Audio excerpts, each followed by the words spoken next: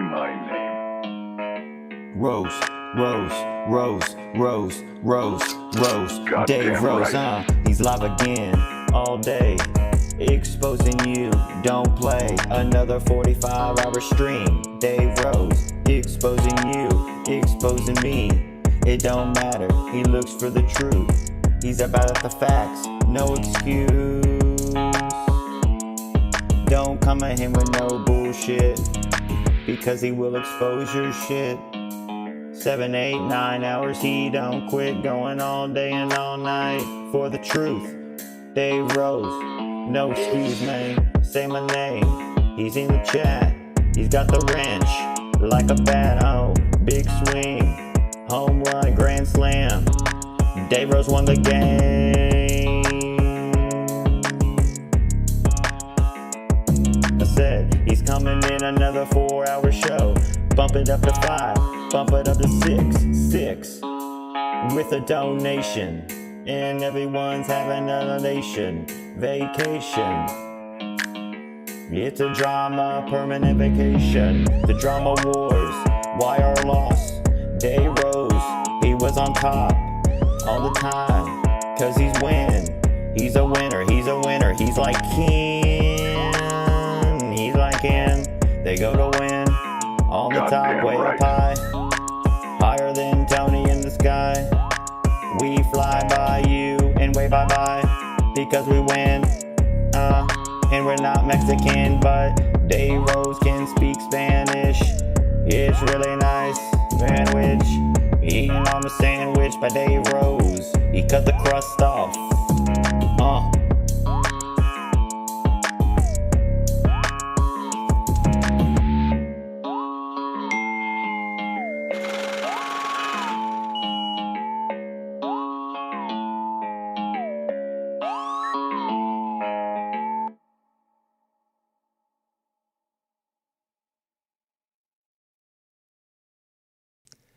All right, welcome to Dave's Drama Diner, episode 55. I'm your host, Devious Dave Rose. And shout out to the great YR who produced and participated in that track. Probably, one of the best songs that have been, sort of sung about me in the community. There's others. But as always, let us start off the show by showing our gratitude and appreciation for all those who have chosen to spend their time with us here today. Going up to the list, way up, we've got Bry Guy, Inspector Todd, Ronald Booth, Pure Evil Aru, Keith Rebarber, Steve Callan, Derailed News and Podcast, It's the Costanza, the Nine God himself, Nicky Nines. Let's keep scrolling down here. Chinese double agent infiltrator, Travis TLC. We have Latino Heat. Keep scrolling down. Eric Connolly, JR Ford III, Based Alcatraz. And I'm sure many more will tune in. And yes, this is on the alternate channel, and that will have to continue until, I believe, up till next, maybe this Friday. I think it's this Friday. But regardless, I'm glad that you are here to partake in today's meal. So if you look down to the description, you'll always see the meal that we have planned. And as always, OJ Diz in the chat. But as always, we try to serve the freshest meals and fare for our patrons here. And although the stocks of Cronin have diminished, it's now a protected species apparently. It's cried out as a social justice initiative, so not too much Cronin stuff on the market. But today we got an illegal shipment, which is protected by my right to import, endangered fish as per the deal that I sealed with the government agencies. But yeah, we have a big, delicious heaping serving of Cronin carp, if you will. And yeah, it will be quite delectable. Delectable, I should say. And it's mixed in with crab too. So, you know, we got to cut edges around here. We got to make it more flavorful. But regardless, let's get to this, boppers. So there's two things that we're going to cover. One, which actually happened just a little while ago, which is why we're live. Fuck it, we'll do a live. And then there's stuff that happened last night, which, again, I was not aware of this stuff. And I find it very perplexing. So, obviously, here at the diner, we allow our customers to share their opinion on the fares and perhaps suggest, their thoughts on the matter. So, without any further ado, let us get straight to this. No, Eric Connolly, you will eat what's on the menu, and you will like it. Let's continue. All right, so Joe streaming today about wrestling, and then and this was brought to my attention, which is why I'm covering it. But regardless, I don't understand where this comes from, but okay, let's go. Yeah, I don't think Derek's ever really done that. I don't know, man. I don't think so. Derek Hans made a comment in the chat. And somebody, I guess, commented on Derek Hans. I think Derek is, and by the way, it's probably not even Scott. It's probably somebody just someone trying to give shit. So, you know what it is it's actually probably somebody who isn't Scott. It's probably somebody else who's just trying to get Derek unsettled so he won't watch me anymore. Typically what happens is my former... Now, rewind 5 seconds. Now, okay, so so this is the playground of delusion, and you know a lot of playgrounds have those sort of spiral slides, you know, and sometimes they even have like they're encased in sort of a tube because the ride gets crazy. It's like a water park almost, but in a small park. And, well, this is where he decides to jump right into there, head first. Settled so he won't watch me anymore. Typically what happens is my former people that I used to be friends with and people who used to actually work with me or people that used to be friends with me or people that used to just be in my chats, what they do is they target people who are in my chat still so they can unsettle them so they'll leave. I wish you could provide an example of this. And yes, people, I know this is so tiring. Like, I'm rolling my eyes right now. And again, because we've heard this story before. This is a broken record. It's the boy that cried shit wolf.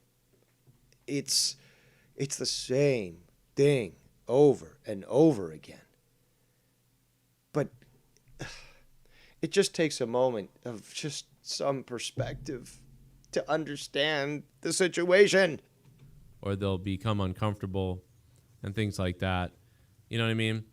It's like my former friends working with a guy to get all my donations taken away and my channel taken away. Who is that? Again, former friends. So maybe this is, say, Drew and me.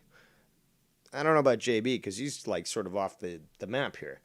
But maybe it's Drew and me, the two Ds, and you'll get the D when it comes to us. But going to work with Ken, is that what's being insinuated here? That's why I want to entask you viewers with your opinions, with your sharing your console. What does this mean? Who is he referring to? Because shit, you could crucify this guy. Just hammer nails into his fucking hands. He will still not, stop being ambiguous. He will not name names. If he was a spy, he'd probably be fairly good there. Because he just refuses to fucking say names. And stuff like that. But then maybe I need to waterboard him just to remind him. Maybe there's different techniques that could be used. Lots of people here support those people. So what am I going to do? You know what I mean? Who cares? I literally have the audio of all these different people, you know, doing that. What? From a year ago, What? 6 months ago, Doing? years ago. Same what? You know, it's a sick community of people, bro. People are sick.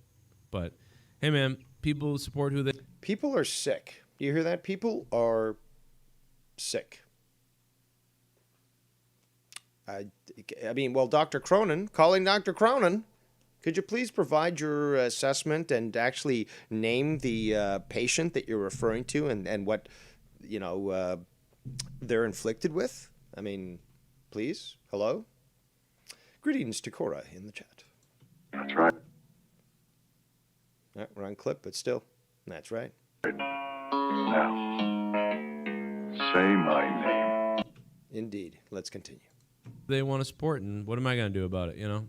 Nobody cares. I'm usually the bad guy, so what am I going to do? You know? It's Yojo. Bengals in playoffs. We always get it done. Thank you, Will Tactics. How you doing, man? Appreciate it. We always get it done. See, that's not really Scott. It's not even him. Yep, that's not even Scott. That's probably some cocksucker. Told you, it's just somebody playing. It's somebody trying to play Scott on you, so you whatever. It's basically somebody trying to say that I allow Scott on my show, so I'm a scumbag. So they actually go in at my chat as Scott, try to make you angry, and then say, "Wow, Joe, try." Like, dude, people are so sick. Nothing that extreme. Well, depends. But the other day, apparently, Bullfrog on his stream, I believe on his channel, had both Shid and Scott wrenched, actually. And I was told that apparently he removed the wrench from Scott's account. I got to look at the name again, whatever it was. It was three names. Something, I think it was something Blade, or I don't know. It was dumb. So apparently he got the wrench removed and he was removed from the chat. But then I, heard that Bullfrog's excuse was that he didn't know. But you guys already know. He's 42 years old. He can do whatever the fuck he wants. And in fact, if he can anger other people by favoring others, he'll do so because he has done so. Let's continue. Do you understand? A lot of you guys don't even understand that. A lot of you guys actually support former friends of mine and stuff, and you don't even know how sick they are. Okay, first and foremost, I would suggest that you tell us who you're referring to. Because, okay, so for example, are you referring to Tommy C. and Dead on Dave? I saw a video, tribute to Real Talk the other day. Shut up, email. Saw a tribute to Real Talk from Dead on Dave. I haven't seen him on camera or even watched his stuff in ages. And he's looking good. But, is it them? Maybe is it them that you're referring to? Is it maybe JB? Is it Ken? Is it me? Is it Drew? I mean, I don't even know the status of you with Jesse, because that guy's constantly he turns more often than Big Show, when he was in the WWE. So who are you talking about here? Who are you referring to? Can you at least, this is so, and while it makes sense now, again, being a socialist that you are, this is Soviet level kangaroo court shit. You're denouncing all these different people, but without even naming them. And you think that you could just have this broad sort of ability to just cast them all as guilty, but without even naming them. So what? This is like some, a wet work squad coming to your house at night and kidnapping you and blackbagging you, This is so disappointing. Does this man not have any testicles, or at least maybe we can have a GoFundMe or something? Maybe we can get some testicles implanted into him. Bull testicles, a live transplant or something, because they've got a lot of testosterone, and maybe he could utilize that. I'm almost sure he could, but I mean, come on. But it doesn't matter, because if I tell you I'm just the bad guy. Looks like my little lass. Oh, shit. needs a shave. Oh, my God. I never claimed to be a nice guy. Not a fucking Book dollar. the main event picture for Royal Rumble all. In fact, the other day when I, asked Ken, Nikki, and Mars, they're like, okay, address what the goon is saying in the chat, and they're like, well, sort of he's right, like you don't take people's feelings into consideration and this and that, and I still don't compute the whole thing of, keeping people's, feelings in mind when it comes to making a factual statement. But hey, they had their say. I didn't either criticize them nor did I censor them. And in fact, I guess we still remain sort of at odds at that, or at least, in disagreement, but life goes on. But let's just, why can't people just be honest? Not only with themselves, but with others. I think I'm honest with myself, and because of that, I'm honest about myself with others. And yeah, you can take it or leave it, really. It's simple as that. Nobody's holding a gun to your head, or hopefully not. I mean, if they're holding a gun to your head, forcing you to watch me, then where's my fucking cut of the money here? Because clearly they're doing it for some sort of motivation. And it's certainly not torture. This is pure enjoyment, and the replay value is fucking awesome. Let's continue. All the way up to WrestleMania main event. What a surprise. Hello. Greetings. Happy New Year. And Merry Christmas. Happy New Year. I just wanted to say hi, and wanted to say that no matter what people say about you, Dave, I've been at odds with you on things, but you have always been respectful, nice, kind, and considerate to me. So fuck what they say. I'm vouching for you because I think you're a nice person. So I just wanted to say that. I appreciate that. But also, I've also tried to sort of spur you to be a little more aggressive and to be not so agreeing. I prefer to have opposition, or at least to be, given a different stance, and have someone who, when I ask, the difficult questions, is able to walk me through their logic and stuff. So Sure. And in the past, you've sort of shied away from that sort of thing. But I'd like to see a new Cora in the new year. A more fiery one who, regardless, because again, we can still disagree and even end a call disagreeing, and still move on. And be respectful, Exactly. polite, kind.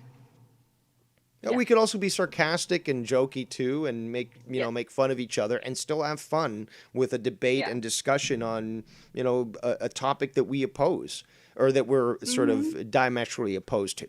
Agreed. And then we move on, and there's no hard feelings, and None whatsoever. And then we just have fun. So yeah, I appreciate that, and would like to see a fiery Cora this year. Perhaps we'll get some nice debates. Frankly, Dave, most people in this community don't give a shit about what I think, don't agree with me, or want to hear it. So, and I'm okay with that. I'm very okay with just. Why don't you apply that same logic to what they think about you? Because at the end of the day, most people don't agree with me. So yeah, but why don't you just hear it. apply the same logic to their views? So why don't you not give a shit? Well, I respect them to have their own opinions, and if Of I'm course, the minority, respect and not giving a shit are two different things. It's like, yeah, okay, I understand where you're coming from. I totally disagree with you. The information I provided clearly isn't getting through to you. So, okay, well, I guess that's the way it is. You're literally not threatening my life for nothing. So what's what's the hurt of me trying to convince you of this thing? I presented what I could. You believe it or you don't believe it. It's in your hands. And if you don't, okay, well, let's talk about something else. And done. right? Okay. Well, maybe I'll call in and we can have some more debates in the future. I don't Absolutely, know, that'd be but, great. I'm open to that, and I'm I think a open to lot of being people in this a little community more need to. blunt. Sorry, go ahead. Go ahead. Let's say I'm open to being a little more blunt about my opinions on Good. things, but Good. you know, I'm of the mind that, you know, if people don't want to hear it, then I don't have to fucking say it. You know, it's like I can spend my time doing something else. How about fuck that and preach from the tallest mountain? I mean, you know, I think regardless of whether or not, you know, you might be correct or anybody is correct, is that if you believe in something, then back it up and be passionate about it. And Right. hey, maybe you're wrong, but if without announcing that that's where you stand, nobody else can say, well, I disagree, and let me tell you why, and here's some information. And then maybe you'll say, hey, I was wrong. Or maybe you'll say, well, you didn't convince me. Or, hey, I can disprove what you're saying. And Okay. then life goes on. Well, I'll think on that. So thank you for that. No, thank you. So- Thank you for calling in and showing your support. And definitely was unexpected. But glad to hear, glad to I hear have you. tried And to back off quite a bit. So, but I am around. I do listen to you and Drew. So, yeah. yeah, aren't anyway. you supposed to be on episode 200? That's what I thought I heard. Yeah. We're talking. All right. Yeah, we'll see. But Sounds anyways, good. I just wanted to give you a quick call and put my name out there saying I'm someone who thinks you're a decent stand-up person and fuck the haters no matter what anybody says. So Well, I definitely appreciate that, Cora. And I do So. hope that this new year is not just good for you, but for everyone, really. indeed. Well, I'm going to get back to work and keep listening, but I will talk to you later. You're welcome. And thank you for calling Bye. in, and hope I can make your day go a little quicker. You did already. Work was really shitty earlier, and I popped YouTube on. I was like, oh, maybe there's something I can watch. It'll get me through this next batch of ridiculous emails. And there you were. So, it was great. All right. Well, Okay. we've just gotten started, so stay tuned. Cool. All right. Bye. All right. Thank you for your call. There goes Cora. Let's just check back in with the chat. I'm sure a lot of flurry of activity has been going on. People talking cupcakes or something, and Drew's in there. Don't know what he's saying. Let's continue. Been watching since 2016. Keep up the great work, Joe. You're the shit. Thank you, Solak Music, for the $20. Appreciate that, man. Holy shit. Drop me $1 and holla. Drop me $1 and holla, Solak Music. Hey. Actually, the best line of the day was YR saying, drinking soda with Minnesota. Book the main event picture for Royal Rumble all the way up to WrestleMania main event. Been watching since 2016. Thank you, Solak. That was very nice of you, brother. That was very nice of you. Back to your... Hey, thanks for deleting Tab, the account that we all know is a scumbag account. You know? That's hilarious. I do love... I love how the stragglers continue to be, just like cockroaches, stamped down. You know, they scurry off to try to get onto other channels after having their great leader destroyed and their great ambitions demolished. And, yeah, they pop up in some chats here and there, but as soon as they're seen, stomp. I appreciate it. I'm pretty good with it at this point, Derek. I feel like, you know what I mean? Like, it's actually so obvious that it's boring to me, you know, at this point. You know what I mean? Come on, right? A lot of what people's goal with me was. Listen very carefully, people here. I would like to see some people in the chat at the first, I guess, instance where you detect either a fallacy or something you can disprove with a previous experience, occurrence, encounter.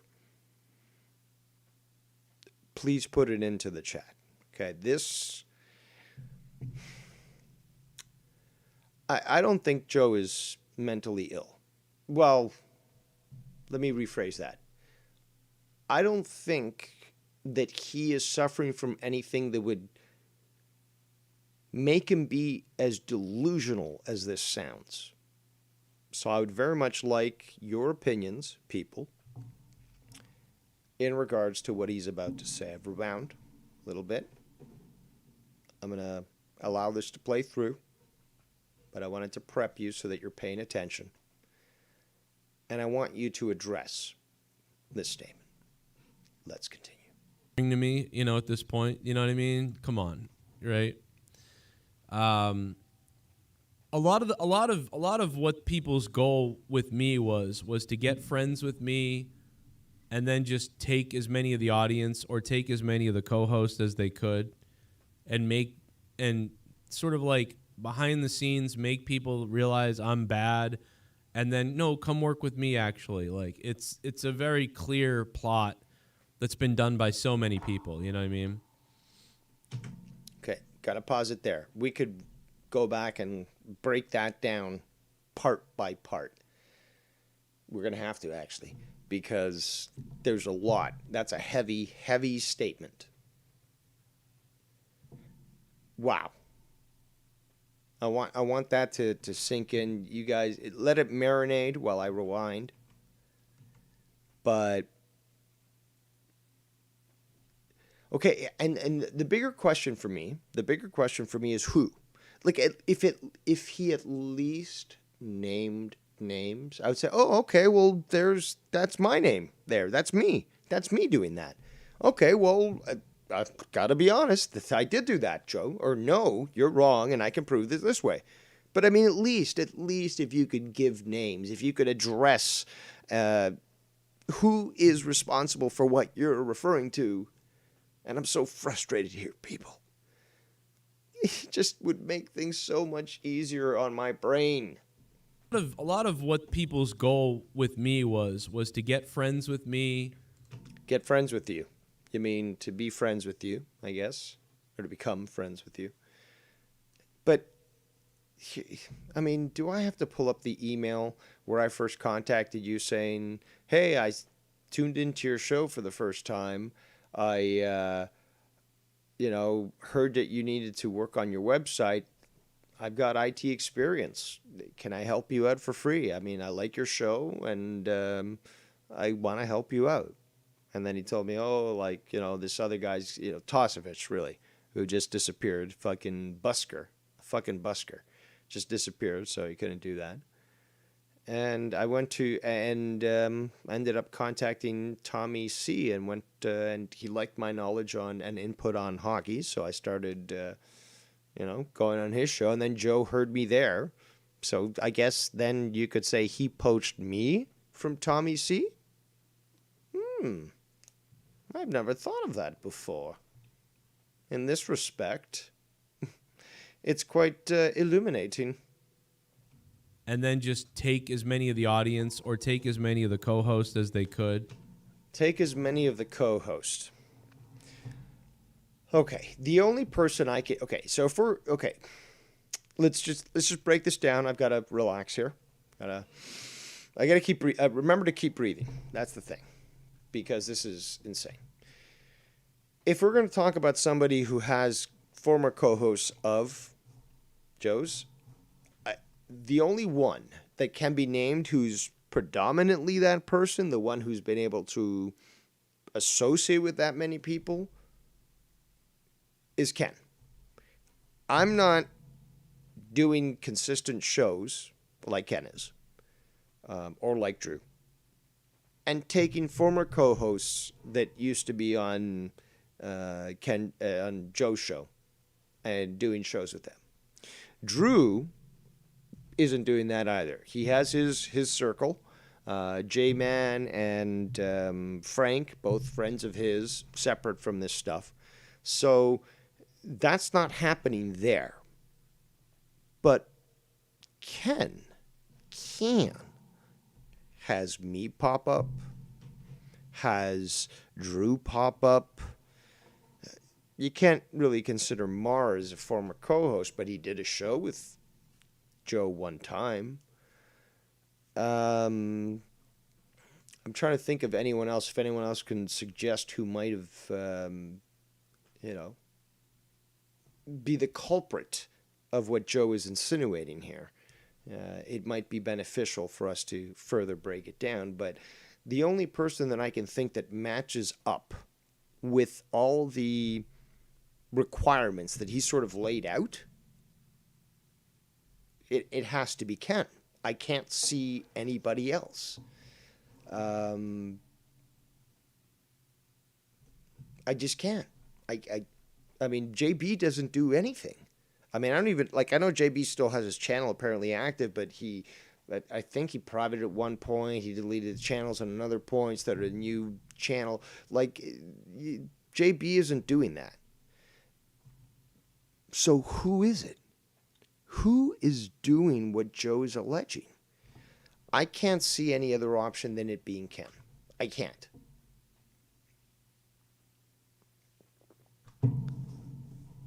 All right, let's continue. And sort of like behind the scenes make people realize I'm bad, and then no, come work with me. Actually, like it's a very clear plot that's been done by so many people. You know what I mean? It's been done by so many people. Name them, but it's a clear plot. I mean, come on. So I appreciate the comments of that guy and everybody else, but I understand the game. It's very, very easy. It's very simple. It's like when people say that they have to go spend time with their family. This has to be JB. I don't think it was Drew that said this, but JB, I remember, made that statement that he wanted to spend more time with his family. And that's why they're leaving. It's the only reason they're leaving is to go spend time with their family. And, No, I declared it very, very clearly. I wasn't going to tolerate your fucking bullshit. And I do like to sail. I love those sailing ships. And, 12-time sailing champion of the world, retired now. But, there's nothing about family there. They've just burnt out, But then Right now they're burnt out. Every day, they're hours and hours of doing things. Okay, well, that doesn't make sense. That doesn't make sense at all. Because the way that you started this off, it sounded like it was JB, because that's the only person I heard that basically said that they wanted to spend more time with their family. I don't believe Drew said that at all. I don't believe that Ken said that at all. Ken was basically like, dude, I can't fucking stay awake because I've got 2 jobs or 3 jobs to fucking deal with, including, your job. So, I can't do this. So let me rewind. Breathe, Dave. Breathe with a V. Comments of that guy and everybody else, but I understand the game. It's very, very easy. It's very simple. Time to play the game. They have to go spend time with their family, and that's why they're leaving. It's the only reason they're leaving is to go spend time with their family, and they've just burnt out. But then for every day, they're hours and hours of doing things. Who is JB doing hours and hours of things? Because I think I'm still subscribed to him, and I haven't seen anything from him. And my sparrows alert me of many things, and he doesn't seem to be around, so it can't be him. That doesn't fit with Ken. It doesn't fit with Drew. I don't even think it fits with me. So, what? Huh? Who? Where?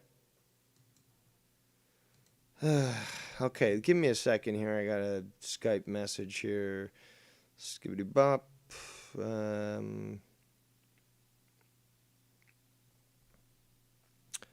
Okay. So apparently, Drew said it in the chat, and I missed it, but I do have those sharp-eyed sparrows that talk about this, and now we have Gatekeeper Drew, who's now going to just confirm that he was in fact talking about this in the chat, which was what I was just getting to. But quite synchronistic and serendipitous, wouldn't you say? That you call it Yeah, right now? I apologize. I thought you No, were it's maybe it's gonna a miss. it's a perfect. So No. See, God is telling us something. As I was building up to it, you call in. It's the perfect transition. I mean, God's the best fucking producer ever, really. But I guess so. Yeah, I obviously didn't get to hear it because of the delay, but yeah. So I just wanted to clarify. So when I stepped down from Joe's show, and I actually, not to shameless plug, I guess, but I talked about this on my Patreon last night as I was reviewing 2021. But when I messaged him and said I was stepping down, it was like 3 hours before my show on a Sunday night. And my eyes were just rolling in the back of my head. And I'm like, I'd finally hit my wits end. I'd been thinking about it. I didn't want to do it because, shocker, everybody, I actually care about Joe and want him to succeed. That hasn't changed, despite all this bullshit. That hasn't changed. But anyways, I realized I was at my wits end. We had been to like a dance recital that weekend, and I was nodding off through that. I'm like, I just can't do this. This is affecting. And yeah, oh, what, my family? Yeah. Sorry, my family's important, motherfucker. And I am going to pick them over some damn YouTube show. And if it happens again, I may have to cut my own YouTube show. But when you look at the things that are in life, family, work, in my case, travel, not trying to say that my situation is any more difficult than anyone else's, and then my YouTube channel and his YouTube channel, what do you think should go? What's the first to go? What's the least important of those things if you're considering yourself in your life? Sorry, it's Joe's channel. And I left the door open for returning it, spot appearances. I even did call into a couple monetized thises after that, even while he was bashing on air. Cora called in one time for me, and then I was able to make it, and I called in. And we both went there to help him out with the Gabby Petito stuff. Timeline. That was after I left. But I don't care about him. I want him to lose stuff or whatever. That doesn't make sense. But anyways, to the point of the message I was giving him, it's like a 6-minute, you know how Facebook is. You get like a minute or so each. So it was a New York Times bestseller of voicemails. But I said to him, in that, part of it was family. But it was basically what I just explained to you. That, between the long weekends, and he's told me before, look, come on the show for a couple hours and leave if you got to go. That's just not my style. I'm not Tommy. I don't have a bedtime.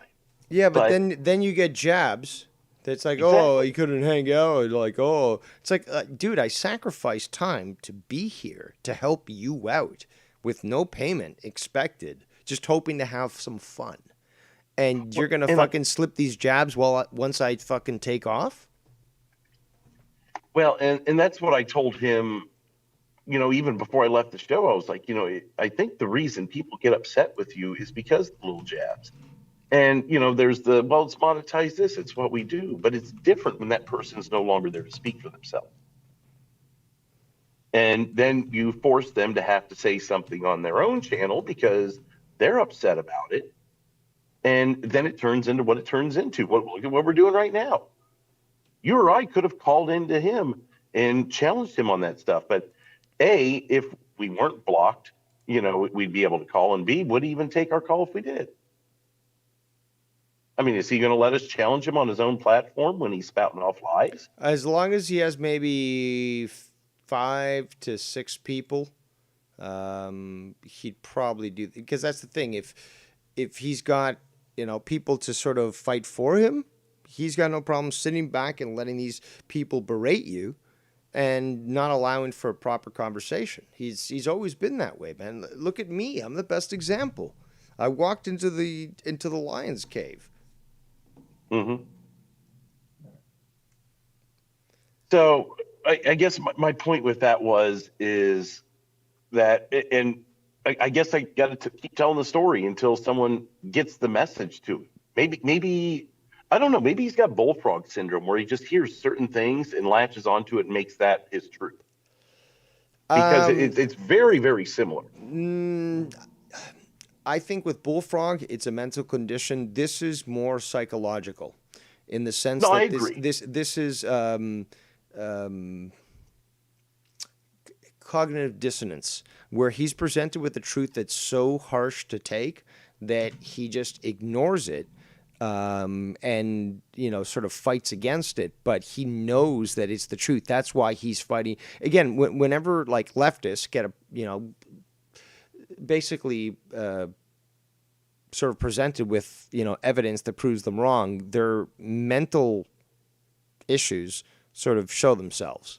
And Joe is this exact same way. And this is, I mean, like, people might want to shit on me for saying these sorts of things, but I can break them down psychologically. And look, classical liberalism is not what current liberalism is.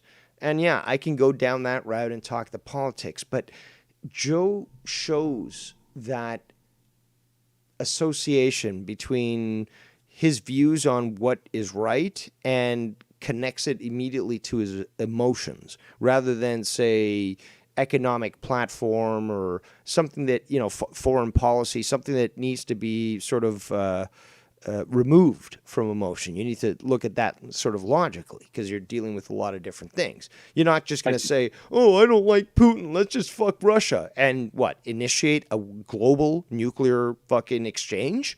No, we've got to look at this thing fucking logically, without fucking emotions.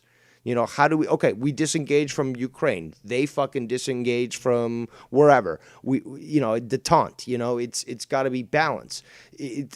I know I'm going a little too deep here, but it's just, this is the stuff that just blows my mind, because I don't think Joe is that stupid. I really don't. I think he's ignorant, and I think he's dumb in many things, but I think that in this sort of case, in these sorts of cases, because there's many, it's all based on emotion. He can't allow anyone to dissuade him, because his emotions apparently are what's more important. Please continue. I'll give that to you. I guess the end result is very similar. That's where the comparisons come up. But as I said, I told him, between the long weekends, and he's offered me in the past, to leave early. But as you mentioned, and that's exactly the thing, is that's just not what a co-host does. Did you ever watch, like, say, oh my God, his name's fucking escaping me. Private Parts. Fucking. Oh, Norm Macdonald? Howard Stern. Howard Stern. Oh. Jesus Christ. Did you ever see any of his co-hosts just like, hey, I know it's only halfway through the show, but I got to go. See ya. That's not what a co-host does. And yeah, I know we do it from time to time in the community because we do run long shows and that. But most co-hosts stick till the end. That's how it works. Yeah, but it depends. Well, look, let's be honest. I mean, my arrangement with Ken was 9 o'clock till 1 o'clock. That was Friday Night Fire. I said, if we're going to do this, we're going to do it this way. And he agreed to that. And that's different too, because that was a prearranged thing. No, but like after 1 o'clock, if he's like, I'm still up to sing songs and do all this shit, I'm like, well, it's 1 o'clock and I'm punching out. So I'm adhering to my agreement. There's no like, I'm staying till the end, like, because again with Joe, for example, that's where you push the limit, and that's where I think many former co-hosts had a problem. It's like, we agreed to a certain amount of time, and now you're going on, and you're sort of imposing onto your co-host, like, you got to stay on. It's like, what, till 6 a.m? Like, what, you want me to ruin my entire fucking clock just because you want to stay up? Like, what payment am I getting to compensate for this? Nothing, really. I'm just trying to, the only reason, and that's the only reason that anybody ever, at least, of our generation, bothered to work with Cronin, was because we wanted to help him out. Not because we thought, oh, we could get donations or this and that. No, it was always about, well, we like each other's company and we want to help each other out. But it got pushed where these shows would go way too long, and you don't need to do that. You want to do a fucking after show? You do it right. Again, you keep reminding people, Drew, You tweeted this. Doing it right. You don't need to fucking have a 8-hour show, like this, like Cronin does. Me with the drama, that's a different story. But an entertainment show, you can have your allotted time with your co-host, and then afterwards it's an after show. So whoever wants to be there, there's no guilt imposed onto them. But that, I believe, is what he did a lot with his former co-hosts.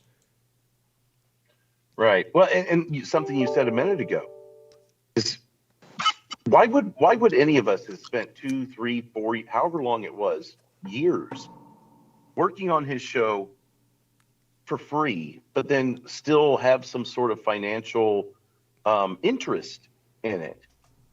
And I don't know about anyone else. I can't speak for I was anyone working else, with Joe but before I he did even got his- donations and shit. Yeah. Before he got that stuff, the Streamlabs working, the Patreon and all that. I was working with him before that. Right. So, yeah, why would you do that for free but still want a financial gain out of it? That doesn't make sense. Don't you think the times that Joe would come to me and be like, hey, I'd like to give you a few bucks. No, I don't want it. Keep it. Buy something or do something with it. I don't want it. And it was I'm not saying he came to me all the time with that, but, I made sure to state anytime the conversation even remotely came up, I don't want your money. I'm not going to take food off of their plates. I mean, that's not what I'm here for. Yeah, but not every kid so is why would I do privileged that to for have a years? $100 caviar gold Sandwich. leaf sandwich. But yeah. But then all of a sudden, after 3 years of that, I go, yep, it's all about the money. And instead of ever asking him for a dime, I'm just going to leave his show, bash him, and hope that everyone leaves his show. Oh, and steal his viewers, I've never and once steal said his that. co-hosts. Yeah, right. Co-hosts that I don't have. I mean, the closest thing I think you could say is Casey. And I don't think he was ever really a co-host. He just called in and had fun for a while. But that's regardless. Well, maybe because I called in, now I'm considered a co-host. But I guess. I mean, you have done a solo show with me. Or not, that's not solo, but a one-off show with me. So maybe that's what we're talking about. I don't know. That's a good point. That's a good point. Now, I just want to quickly introduce Travis TLC. Stay on the line if you can, Drew. But Travis, what do you got? Hey, what's up? I only have a minute here. I just wanted to ask a question because something isn't quite adding up to me here.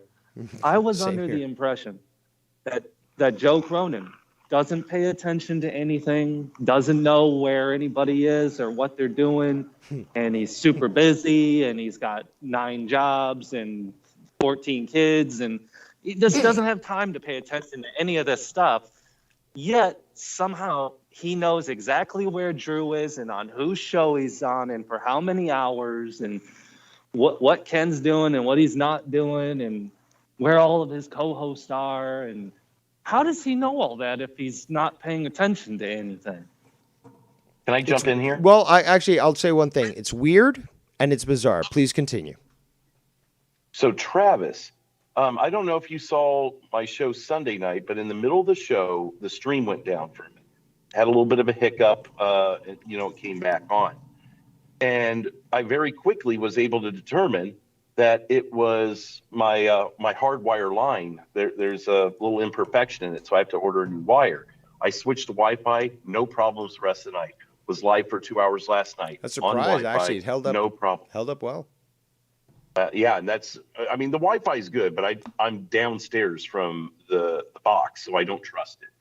I wouldn't trust it if I was sitting right next to it either. But anyways, and then all of a sudden, Joe's saying that I was DDoSed by Vikings. I mean, it wasn't a DDoS. Where did that come from? I don't know. I have no clue, but Joe knew not only that my stream had gone down right in the middle, randomly in the middle of the show. He knew it went down, but then came to the conclusion that it was a DDoS when it was my hardwire. So, A, where did that information come from? And B, how did he even know my stream went down? Was he watching?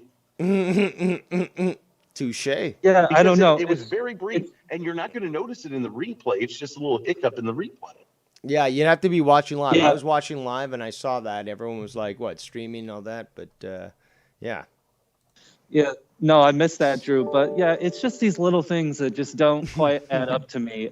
He seems way too angry for somebody that doesn't pay attention to anything. And I think this is where the ambiguity, or I should say the forced ambiguity comes from.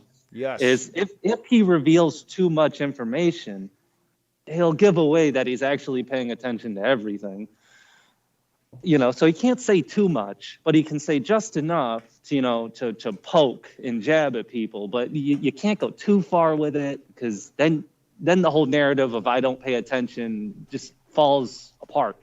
So I don't know. It's just strange to me. But I got to go. But Drew, Ken, if you're listening, even Dave, man, if your goal this whole time has been to sabotage and ruin Joe Cronin, man, you guys got to step up your game, because this guy still gets like twice the amount of viewers as you and has like 10 times the amount of subs as you guys. So you guys suck at this. If this is what you've been trying to do for all these years, you guys got to step up your game. Seriously. Seriously. Well, Ken, Dave, and I got together about 6 years ago. Even before I knew either of them, we got together and worked this grand master plan that we were going to join his show at separate times. And the master plan is still working. It's a 10-year plan, Travis, but we're getting there. Well, no, Travis understands that. He's a commie. But, I mean, we planned it out. So I was going to introduce myself, and then it was going to be Ken, and then it was going to be Drew. But the ultimate goal was to steal all the viewers and such. I see. Okay. Because the guy can do a random Q&A and still get like 150, 200 people, I think. I don't know what the numbers are these days, but that's usually, what he used to have. So... yeah, I'm still a patron to Ken. I'm just kind of counting down to, the days till he fails. That's why I'm on Patreon. You're planning to steal his viewers now. Yeah, on my super awesome YouTube show that I do. Check it out, every day. That's right. I'll be doing it. It airs every day for about 28 hours per day. So there's a lot of content. Well, all right. I got to go. I just wanted to point that out. I don't see how he doesn't pay attention to anything if he knows where everyone is at all. I'm glad you saw that, Mr. GoldenEye. Always appreciate you sniping those hypocrisies. All right. Well, you guys enjoy your day. All right. There goes Travis TLC. So, Drew, any more comments on the matter? Well, I guess I don't know if I said this on air. I've typed it in the chat a couple times, but I still haven't wished any ill will on Joe. Other than retorting things that have been said and sharing my side of the story of why I'm no longer there and what happened. Now, obviously, that's changed over time. If I got an invite to monetize the stories that he tells us keep changing. I mean, the reason Drew left is insert answer A. Insert answer B. 2 months ago, had he asked me to be on Monetize This, help him out for a spot start, I probably would have done it. Now I'm not, and I won't, because it's just gotten to that point, and it always does. Isn't it funny? Like, even with Ken, he was still doing spot starts when the problems were happening. He would still come in and do a show here. Thought that, and they had that one reunion Corrupted or whatever. And then it eventually got to be too much. Same with JB. Now, I know JB has came back recently a few times in the last, 6 months or so. But beyond that, the shit talk and the weird random jabs. And isn't it funny? And I said this last night. I'll leave you with this because I see YR's on and he wants to say something.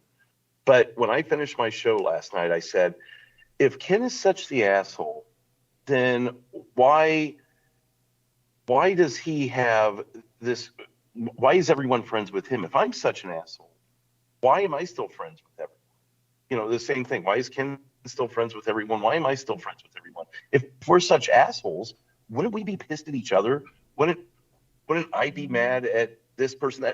Joe's co-host Garguts called into my show Sunday night. Am I that much of an asshole? Yeah, but yet Garguts showed up on my show. Mike L, the Monetize This champion, called my show. But I'm such an asshole, right?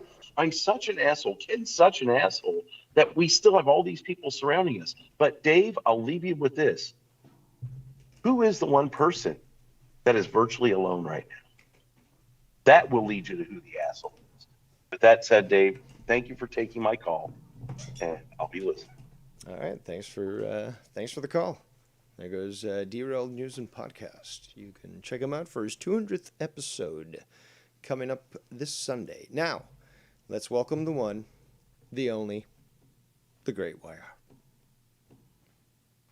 Yeah, real quick, I'll be in and out. I just want to have Vikings back on this. I believe he never does do that stuff, the packets, the DDoSing, all that stuff. He doesn't. I don't even think he would know how to do that. So I doubt that was Vikings with. I'm willing to bet money he doesn't know how to do that. So yeah, so Joe throwing out there that's I mean, Joe probably knows more weirdos. It's quite slanderous, to be quite honest. I mean, like without any proof, like. I've presented proof when I've, addressed people for their actions, or accused them, if you will. But you can't say that sort of thing, Joe. You can't just accuse this guy of DDoSing without at least some sort of evidence. Yeah, that's a pretty big statement. And Joe's just being a hater right now, so I'm going to continue to listen. Great opinion, or great truths from Drew and Travis. Very, very, what a gift, those guys calling in about the situation. So, like I told some people behind the scenes, Joe is in it for the drama for 2022. He's sniffing up Tony's ass. We saw that a couple days ago, and then he's now starting to mention stuff again. So I think, after the holidays and that's when he starts to unwind and try to get some type of, well, look what's happening right now, some type of publicity, whether it's bad or good, on him right now, which he's getting. So appreciate you, Rose, brother. Great Tuesday, and there's more. There's going to be more. So strap in, strap on, as Drew says. Wait, hold on. Very gay. Do you have is there any issues with me or Keith or anything? For what? All right, great. No. What did you guys do now? What did you guys do? No, now? I'm just bringing it up. I'm just seeing. No, then that means that you did something. What'd you do? No, nothing. Then why are you asking? Because you're nitpicky sometimes. I don't know if you're. Then what do you think I'm going to be nitpicky on? Now you just really showed your cards there. That's not how you play Texas Hold'em. So what'd you do now? I really didn't do it because you were on the show today, so nothing happened. It was like nothing happened or nothing. But why are you asking that? You got to understand that there's reason for my suspicion. Because you're nitpicky, so you can be like, I didn't like the way. Okay, nitpicky on what? That you guys did a rap? Like on fucking but no, because you can be like, I don't like you wearing that hat or something. You can be like that or something. I don't know what your mood is for today. You can be as jogger as you want. I don't care what you fucking wear, okay? Like that, I'm not picky on the clothes. I'm picky on the words. Like, what'd you guys do? Like now, now you got me suspicious. You shouldn't have fucking said anything. Now I'm really kind of weirded out here. I might have said the N-word a couple times, but I used the A at the end. So I don't want you to get all. Why would I? No, there's really. I'll send you a fucking award for that shit, dude. Come on. Oh my God. All right, I'm gonna end the call. There's nothing happen. I'm gonna continue listening. There's nothing happen. Thank you. All right. There goes Wire. All right, so let's get back to it, boppers. Yeah, and suddenly people that didn't like me out of nowhere, that I don't understand why they didn't like me, are friends with those people. I still don't understand where that even comes from. I don't understand. Well, first of all, I don't understand why they don't like me. With a little more self-realization, you might be able to understand why even your co-hosts and former friends just gave up on you. They couldn't deal with that toxic mentality. But this association with now just people, viewers, I don't understand. It's a cop-out. It's a fucking cop-out. Okay. Something that I think I need to bring up. It's going to be a long-winded answer, so give me a second so I can regulate my oxygen levels.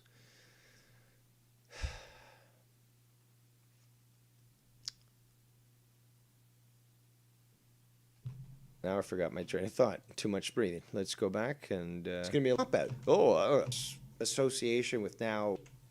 It's a cop-out. This association with now just people, viewers. Oh, I don't understand. It's a cop-out. It's a fucking cop-out. Oxygen levels. Okay, yeah. So the whole idea that you don't understand, you don't have any cognizance as to why you're dealing with certain situations.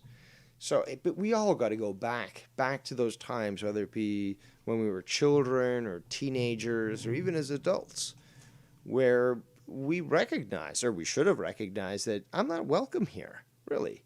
You know, clearly I think certain things that these people don't agree with. I like certain things that these people don't agree with, or, you know, they don't like me. Okay, well, just gonna take off. I mean, I don't have to be here, and I'm certainly not invested in this, so why hang around? And oh my God, man, like having to break this shit down really actually, it probably kills a fair bit of brain cells, but I seem to be quite healthy in that sense, where I can regenerate them quick enough that I continue to live in this hellhole world and continue to have a violent reaction to stupidity. Let's continue. Very strange. There's a litany of examples of this. And people that, you know, all of a sudden, people that are friends with people that attempt to take my livelihood away. People who are friends with people. I just wish that for once he'd be specific. They'd say, look at this. This person associated with this person, they accomplished this by associating with these other people, and this is the result. We're not getting that. All we're getting are allegations. They're not even anecdotal statements. They're allegations that are baseless because you don't even have a name associated with them. You could be applying it to anybody. Whether it be Ken, whether it be me, Nikki, Mars, Drew. We all say names. And we stand by it. And we own it. Which is weird that you would do that to somebody who supports kids and stuff. Excuse me. Imagine me now doing a Shaniqua type neck maneuver, whatever they're called, you know, where you can move the neck around and the head around, you know. I can't do it. I don't know how to do it. And, you know, the whole snapping thing, you know, that's what I'm doing right now. That's what I'm trying to emote. If there was an emoji that would do that, I would do that.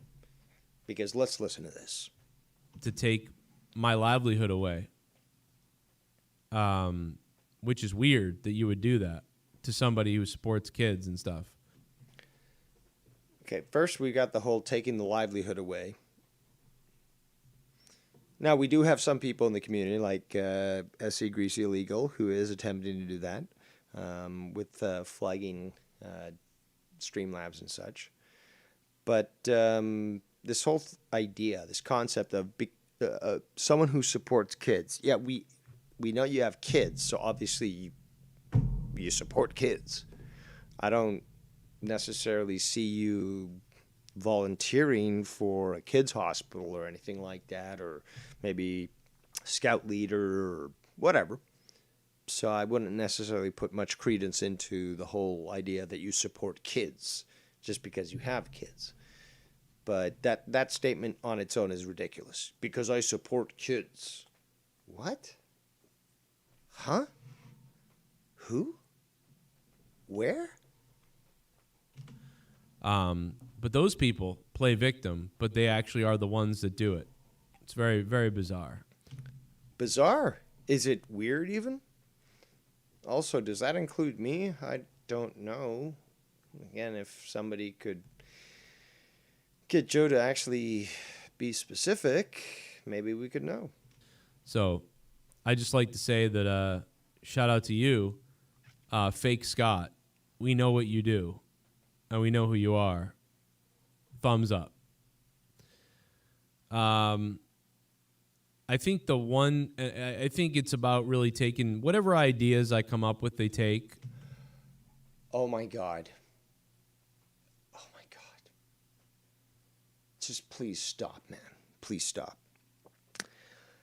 Bruce Blitz came before you and did wrestling. Did you still reviewing wrestling from Bruce Blitz? No, you didn't. You just did what other people would do anyways. Final Frontier News. You did try to criticize. Let's go back, people, way back to another Sail Away episode of Dave Rose during the high seas. And Lucky Lowe approaches him, says, I like your stuff, kid. I'm like, no, I'm older than you. Shut the fuck up. He's like, okay. And he says, let's do a show. Foul Play. I'm like, I don't like that name. He's like, I don't care. I'm like, okay. So he wanted to have a show on Ken's channel. And due to pressure from Joe, although initially Ken was down with it, he eventually said, nope, can't do it. Joe tells me all these bad things about him. And Lucky was like, fuck you, Ken. We're doing this regardless. And we did. And it went on for quite some time. Very good stuff. Still, I believe, available on Lucky Lowe's channel. And you can also find some of that stuff on my channel. But, yeah, we did. And it wasn't stealing anything at all. I mean, what? Can Alex Jones cancel you, Joe? Because you were talking about conspiracies and shit after he got started?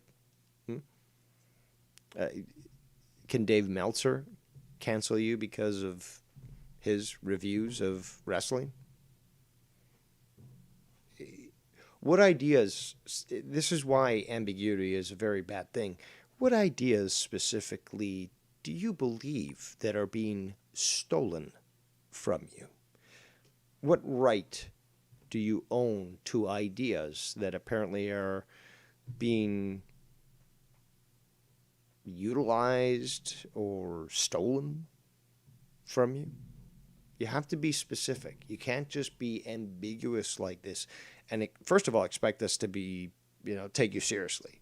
And second, to even consider your case. Co-host they take.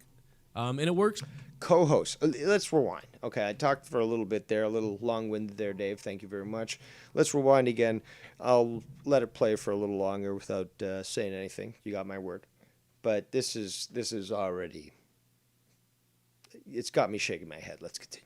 And we know who you are. Thumbs up.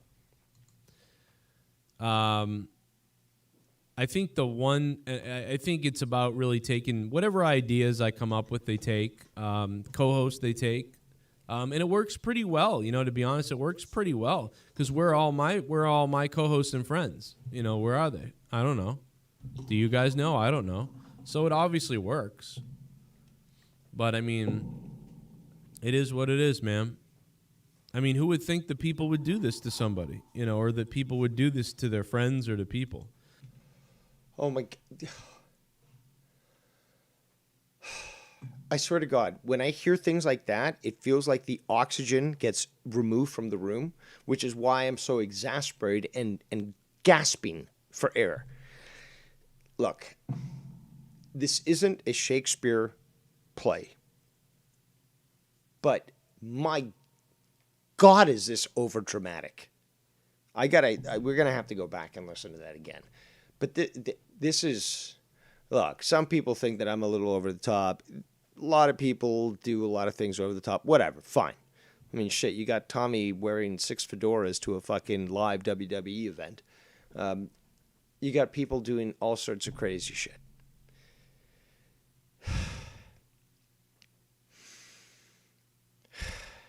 But this is a little excessive. I don't know. Do you guys know? I don't know. So it obviously works. But I mean, it is what it is, man. I mean, who would think that people would do this to somebody, or that people would do this to their friends or to people? Then no matter if you ever bring it up, they never acknowledge it other than to make fun of like the idea that you actually questioned it. There's really no right answer. There's no right answer to fighting evil that way. It's also my dissension, as well as Drew's and Ken's, Mars, Niggy's. That's evil. It's like in Tron Legacy. Do you ever see Tron Legacy? I did not. When he basically, oh shit! For the first time in history, it's gonna start. Somebody donating to his kids' sandwich fund. Oh my God, Joey Beg is on fire right now.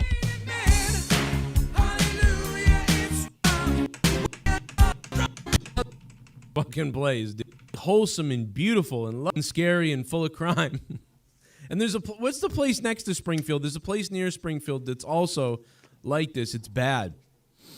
It's not Plainville. It's is it a P or is it maybe it's an H? I forget the letter, but it's not very good. There's like Haverhill is not a very good place. Nightbot sucks sometimes. What up, Sammy Bear King? What up, Brian? How you doing, man? He got timed out by Sith Negan, so I don't know what he said. Maybe he's a bad guy. Brian Cutler said AJ Styles is the favorite to win the Rumble. I don't believe that. Now, what I did hear is something that actually disgusted me that came after this. We're going to need Wesley to initiate ludicrous speed. Don't do it just yet, Wesley. I'll have Data molest you in the turbo shaft.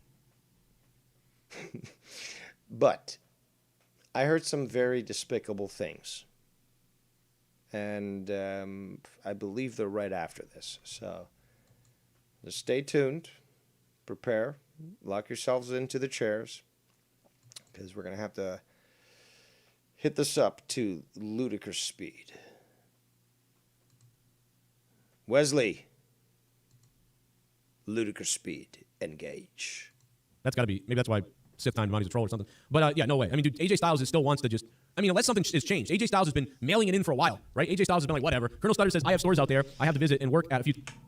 Damn, Robert, you're from Mass, or you know the area, obviously, Holyoke. And Haverhill and Lawrence. And then there's maybe even dummies making dumb comments, What up, Solak? What's up, Solak? Thank you, bro. AJ, maybe, I guess, but whatever, I don't mind if, I'm here for a lot of reasons too. There's a lot of reasons I exist, but, I just don't understand the need to destroy someone who takes care of their children. And oh, there we go. A little too fast there. We're going to have to rewind. Wesley, re-engage regular speed. Go. Solak, what's up, Solak? Thank you, bro. AJ versus Roman and Roman Reigns. Da-da-da. Joe, you are like Nick Saban and Bill Belichick. You're the reason everybody exists. Well, maybe. I guess, but whatever. I don't mind if I'm here for a lot of reasons too. There's a lot of reasons I exist, but I just don't understand the need to destroy someone who takes care of their children and had a pretty successful thing going. I don't understand the need to continuously try to destroy that. Who is trying to do that? I've always said the same thing. Drew called in earlier and said the same thing. He doesn't wish harm on you. I've always said the same thing. And this would probably also be better for the populace around you. But you need to be sequestered in a Sirius XM studio and do your shenanigans in there. Run a show in there. You could probably do like the morning show or the afternoon show or whatever. You did 5 hours or something like that. Maybe do an overnight show as well. But I've always said the same thing from the very fucking beginning. This guy needs to be featured on Sirius XM. This guy's got the ability to do these skits, to do this juvenile shit, and, imagine, you're driving home, you're stuck in traffic, and you want something to laugh at. This would be the perfect guy to fucking listen to. He could make all these skits, he could do all these things, and, you don't have to rely on him for any sort of, news, because you wouldn't certainly tune into his stuff to learn. But, just to laugh a bit and have some fun, he'd be perfect for that. And in fact, getting off YouTube and doing that exclusively would probably be better for him physically, mentally, spiritually, but also to not have to deal with the stupid people on fucking YouTube and stuff. Yeah, I mean, I think I've always thought that would have been the best thing for him. Let's continue. Or destroy someone. I don't quite get that. I don't understand that. You have always shown an aversion to learning and books, so can't support that. Really can't get behind that. Of course you can. I mean, if I have a real beef with somebody, that happens. If you have let's break this down. Break it down.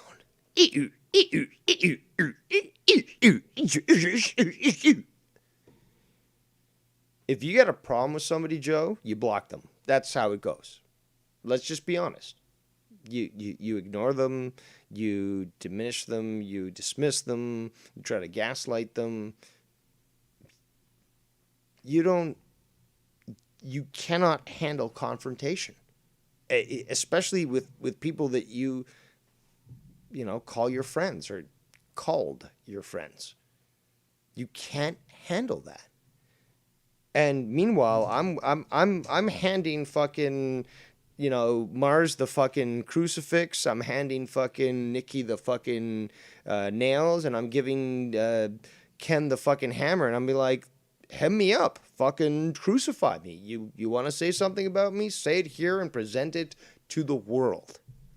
And I'm willing to stand by it. This is. You know what? I need an oxygen tank for this amount of exasperation. But maybe I'll start a online store and I'll offer a mini tank of oxygen for all my viewers, because listening to this stuff honestly is making me gasp for air. But it's like me and JD had a pretty big beef, if you want to call it that. But it's like I don't want to see that guy destroyed, or I don't want to see that guy's anything done to him. I don't want to be a part of a group or groups, that do things really negatively, other than, you know what I mean, unless it's silly. Oh my God. Because in real life, there's no reason to see people hurt like that or whatever. So I'll never understand that, man. I'll never understand that level of insanity or trolling or fakery, Fakery. Again, this whole if you got to call yourself cool, you're not cool. If you got to call yourself an alpha, you're not an alpha. If you got to call people fake and real, you're neither. I mean, it's just, I'm doing this for you, the people, okay? The fakery is what's crazy. I'll never understand how the fakery. My eyes are literally rolling through my head at 1,000 miles a second. The fakery. Like I just said, if you got to announce whether something is fake or real without at least having the respect for your fellow man to understand what is fake and real, oh my God. Oh my God, I did not expect to be so lacking of oxygen during this stream. Let's continue. We got to get through this. you can fake be friends with somebody. Fake be friends with somebody. Okay, first of all, the grammar Nazi does not like that word at all. In fact, I don't believe it's any word. But this is very insulting, for one. But we will continue, and we will listen to what filth comes from their mouth. Insanity or trolling or fakery, The fakery is what's crazy. I'll never understand how you can fake be friends with somebody. And then how can you fake be friends with somebody? Maybe you're a good actor. I don't know. I mean, what? But you're going to say what? Drew was being fake friends with you that I was being fake friends with you, that Ken was being fake friends with you, that Connor of OKFabe was being fake friends with you. Where does this list end? Or not understand how you were not how you're not fake, you know what I mean? Or how you're not a very good friend, you know? I don't understand that. I believe in like... You know what the best type of friend is, my friend? Is those that are willing to be honest with you. Because why would you not want to have a friend be fully honest with you? I relate it back to the time where 3 of us with our friend tried to approach him about his body odor because it was abhorrent. And we tried to sort of hint it with the gift of cologne during Christmas, but he wouldn't get it. So because everyone else was a pussy but me, just a fact. It's always been that way. It's always going to be that way. I was the only one that had the guts to say, okay, look, we just went out for a night, you know, going to the clubs and stuff, and you really ruined a lot of stuff. So here's what we're telling you. We're telling you that you really need to address this situation. And of course he got pissed off at it. But, you know, once the one who actually had the cock and balls showed his dominance, you know, the 2 other friends sort of chimed in as well and said, yeah, we agree with Dave. But it took Dave, obviously, to initiate this. But it wasn't because we were willing to, I don't know, sort of allow this to occur. Like, we could have allowed this guy to just continue to do his thing and just made fun of him. But no, he was our friend, and we wanted to help him out. And we understood that he had perhaps a little difficulty in understanding this. So, difficult decisions needed to be done, and they were. But for someone to take offense of a meaningful, respectful act that will benefit them shows that of a mature child. Let's continue. Trying to be friends with somebody. But a lot of people don't really want to be friends. I think that I've come to the realization that... a lot of people don't want to be friends. They want to somehow, I guess, steal your clout. Whatever clout that you have, you still don't have, you know, 100,000 viewers as you should. JD should never have gotten more views than you. You know, but here we are. And you're constantly blaming things on other people. I told you, dude, and you set me up for failure. You strung me along. I could have made Final Frontier News the channel that you were supposed to make independent, and you said you had a PayPal for it or whatever, fucking Patreon. I could have made that. I could have turned that around. Okay, you know, people who understand business understand this. I could have turned it around 30 days, started to make you a substantial profit, and continued to make it a substantial profit. It could have been a self-sustaining, you know, revenue income stream just by me alone. All you have to do is give me the keys to allow me to do it. But you are so obsessive, so controlling, so inept in understanding that there are people who are more intelligent than you, and you got to really shut the fuck up when it comes to a lot of things, that you squandered probably the greatest opportunity. I could have given you something that would have paralleled Coast to Coast.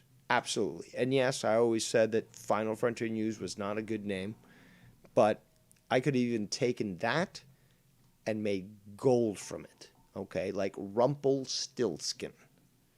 I could have given you the world, but because, and this happened before. When we tried to do this, me and JB, with, what was it, his Extreme Wrestling podcast, he wouldn't give us access to the channel that he created. So we couldn't update things and uploaded our videos that we were making. We had to wait for him to do it. He'd do it 3 weeks late. So what? You review a weekly show, and your show shows up 3 weeks late? How does that, actually build a brand? This guy is one of the most passive-aggressive individuals that I've ever met. And his controlling nature, but his pussy-ass style is just, it blows me away of the dichotomy that exists from that. Let's continue. What up, artist formerly known as Jabroni Jabber? How you doing?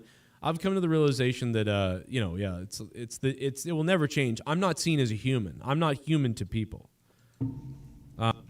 Shut the fuck up. I'm just not a human. Joe Cronin, this show, me, I'm not. Negatory. There's only one non-human here in this community, and that is Dave Tron 1. I have no use for emotions. I have replaced them with a full armament of weapons. Not human to people. I'm seen as like something to gain from, or How? What have I gained from you? Other than people who realized, well, how do you even gain from that? People realized what I said was true and then what you said was false. What did I gain from that? Just people saying, you were right, Dave. Okay, there you go. A fucking message. I gained that. Ooh. What? Did somebody say, oh, you were right, Dave. Here's $1,000 because you were right about Joe. No. What did Ken gain?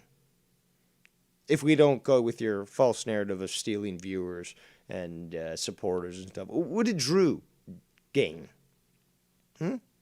All these people are pariahs on your channel. You mention their name and it's almost like clockwork where people start to boo, those names. Like you say somebody and in the chat, oh, boo, boo.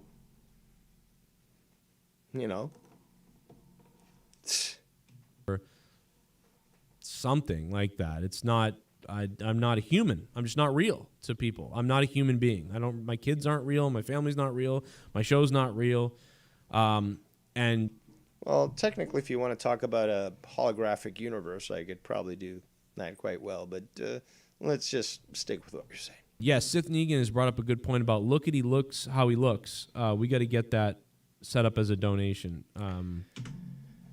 He said something, I think I mentioned this earlier, but he said something about Sith Negan in this stream, which really just prompted me to be like, what the fuck, dude? Because there was all, people were telling me about this, oh, this is going on, and it's like, okay, let me watch.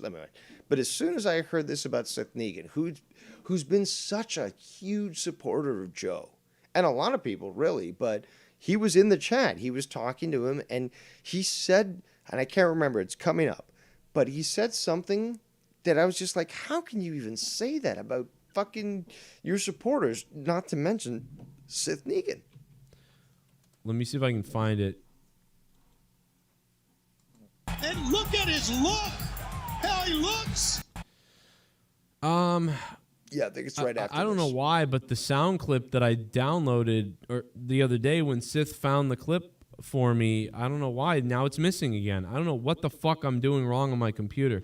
I'm going to have to go back and look at Sith's email. Now, Sith actually sent me an email about WrestleMania that I think I'm going to go over in a few minutes and how he would book WrestleMania. Since somebody earlier was really talking about how would you book to the Royal Rumble or how would you book to WrestleMania. So we'll get into that in a little bit. But anything goes. That's what we're doing. So we're going to open up the phone lines later on.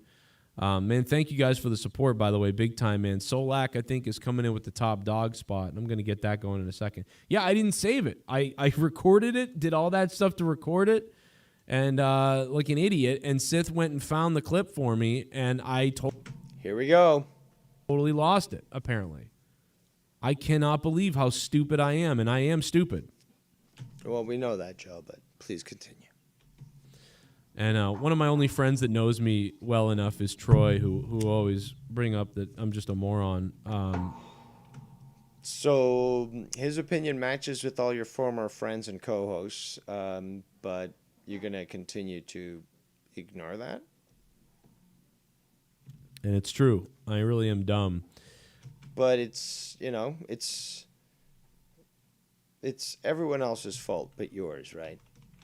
I mean, in fact, at one point, The Simpsons actually had somehow the ability to relate all of life with simple statements on their show. So let's do this. I'm going to show this meme here because it is important. But this is probably the best way. And I've used this meme, or I've shown this meme to other people in conversations in regards to Joe. Because it's just so perfect. So perfect in describing his attitude towards basically everything that it has to be shown here. So people, look at this and substitute children with viewers, I guess, or co-hosts. Actually, co-hosts. I sent that image to Drew, and I told him specifically that, change children to co-hosts, and relate it to Joe. But it also applies to viewers. So it's very, very accurate, very succinct, and quite hilarious. Let's continue.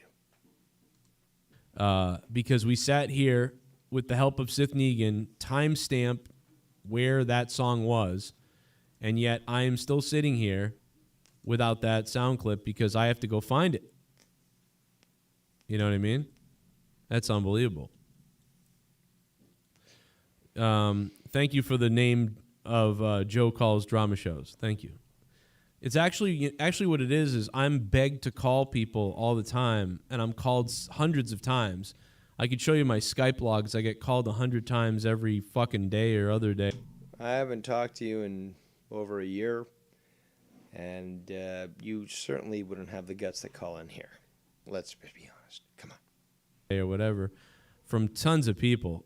And once in a while, I take a call. You don't even say my name. You won't even say my name. You'll say Kenny's name. You'll say Drew's name. You'll say my name. Or I make a call. But usually I don't. But that does. I'm glad you made that name to show how psychotic you are and how psychotic the people in this community are. Yeah, everyone in this community is crazy. Sith Negan believes it's sub-only time. You might be right. But yeah, that is how psychotic this community is. But people continue to support the guy that does it, Okay. This is where it gets like now the druggies are getting embarrassed by the amount of fucking mental delusion that's coming here. First of all, you got to name names. Who is fucking doing this? But listen to this, people. Sith Negan, all you guys are literally friends with people who support the guy that does these names. You know what I mean? So you know who does it. I seriously doubt, and I'm going to have to rewind this because we're going to have to listen to this again. First of all, Sith Negan, with his busy schedule, he's going to somehow know who's doing this. But who are you referring to? Ken, who's literally busy at work, who has maybe time to, maybe call in when he's got a break or something, but you think he's going to be actively working from his phone, of all things, a phone, to hack and slash and do all these things? Where is this coming from? Where the fuck is this coming from? Who are you talking about? If you weren't so ambiguous, at least people might be able to take you seriously. But who and what are you referring to? psychotic you are and how psychotic the people in this community are. Sith. I don't think you even understand the definition of what psychotic is. I mean, it's just like Seaman, who, you know, he does study psychology and stuff. He called me a sociopath, and I destroyed him by breaking down all these points that are pointed towards a supposed sociopath and disproving them.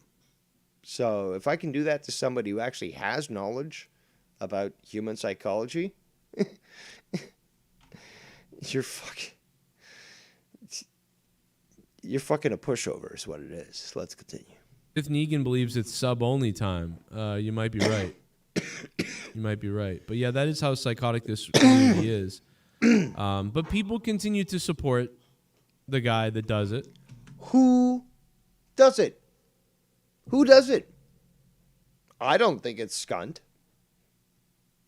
So, and that was the last big baddie of the community. So at least take some or relish that, Scott.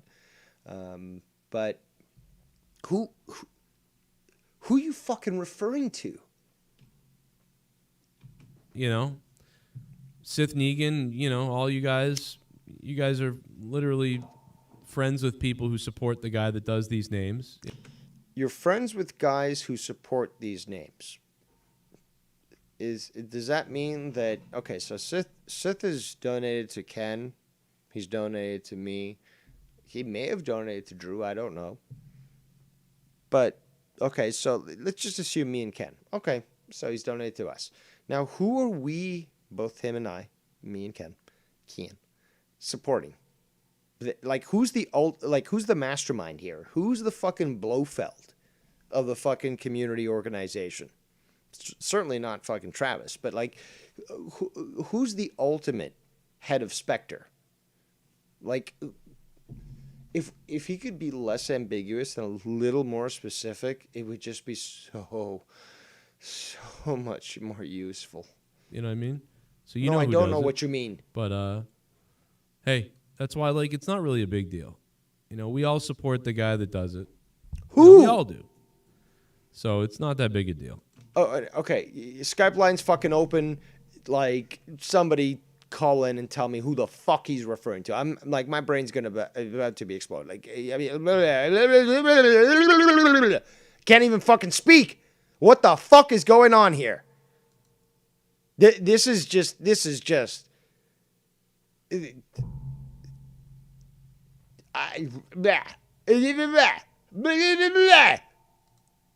You know, we know who it is. We know who it is. Are you now speaking in the third person, Joe? I mean, that is obviously the quality of an emperor, and you certainly aren't one. And calling yourself a god is quite blasphemous, and we're going to have to deal with that eventually. But who's we? Who's we, and who's the person? Who the couple of people that do it are. You know what I mean? The couple of people now? Now it's two people. Somebody call in. Somebody, please, help me. Help me here. This is a cry for help. Help me. Help me. Help me. Help me here. Call in. Help me. You know. No, that's the problem, Joe. I don't know. I don't think many people who are listening to this review know as well. I don't know. I don't fucking know. You're hurting my brain. Thank God. Thank God. Thank God. Thank God. Okay, even if he's autistic and he's very annoying, we've got Bird to help us out here. Please, maybe it is what we need. Maybe it is we need an autistic person to make sense of such fucking retardation. So please, I can't even speak anymore. Please help me out. Well, I don't know much help I was gonna be because I'm scratching my head trying to figure out who the fuck he's trying to figure out who's doing this shit. My first thought was Mark Skunty, but you just said not even a moment ago that you don't think it's him. Like, Joe, please do us all a fucking favor and stop being such a fucking pussy.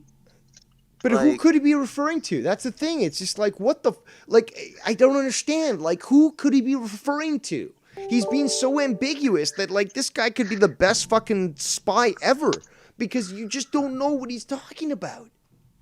I don't fucking know. Like, I'm scratching my head trying to figure it out. Like, is it Skunt? Is it Rose? Is it Ken? But we're all supporting guys who support making these names. Like, okay, like We got a big Joe supporter right now in the call, Nick J. So, what do you got to say? I was just going to say he's talking about everybody that goes over to your show, Ken's show, or any other show that's not his show. That's a blanket statement. That's pathetic. That's pussy shit. It's just a blanket statement. It doesn't matter.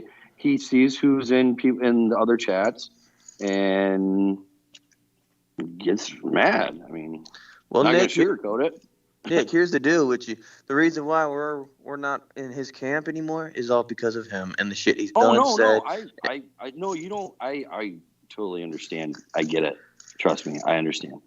I gave Joe countless chances to so we could continue our friendship despite the shit that was said and done, but no. Oh yeah, I was just calling. Last thing I heard before I got my Skype going was Dave was like, "Somebody please call in and explain this to me." And I was just like, "Well, that's really what I think is he just sees he said it to Sith. He's like, oh, I see you over in other chats. I see you over there and there. I mean, that's his business. He wouldn't say that unless it made him mad. That's his fucking business. Exactly. And if he wants to drop fucking $500 to Ken one night and $100 to Rose here and maybe another couple hundred to Cronin 2 nights later, who the fuck cares? Well, that's why I've transitioned to my beggar screen, and that's why I like the irony of it, because I'm showing a homeless man holding up a cup, and he's given money and such, and I'm unlike Joey Beg. It needs that.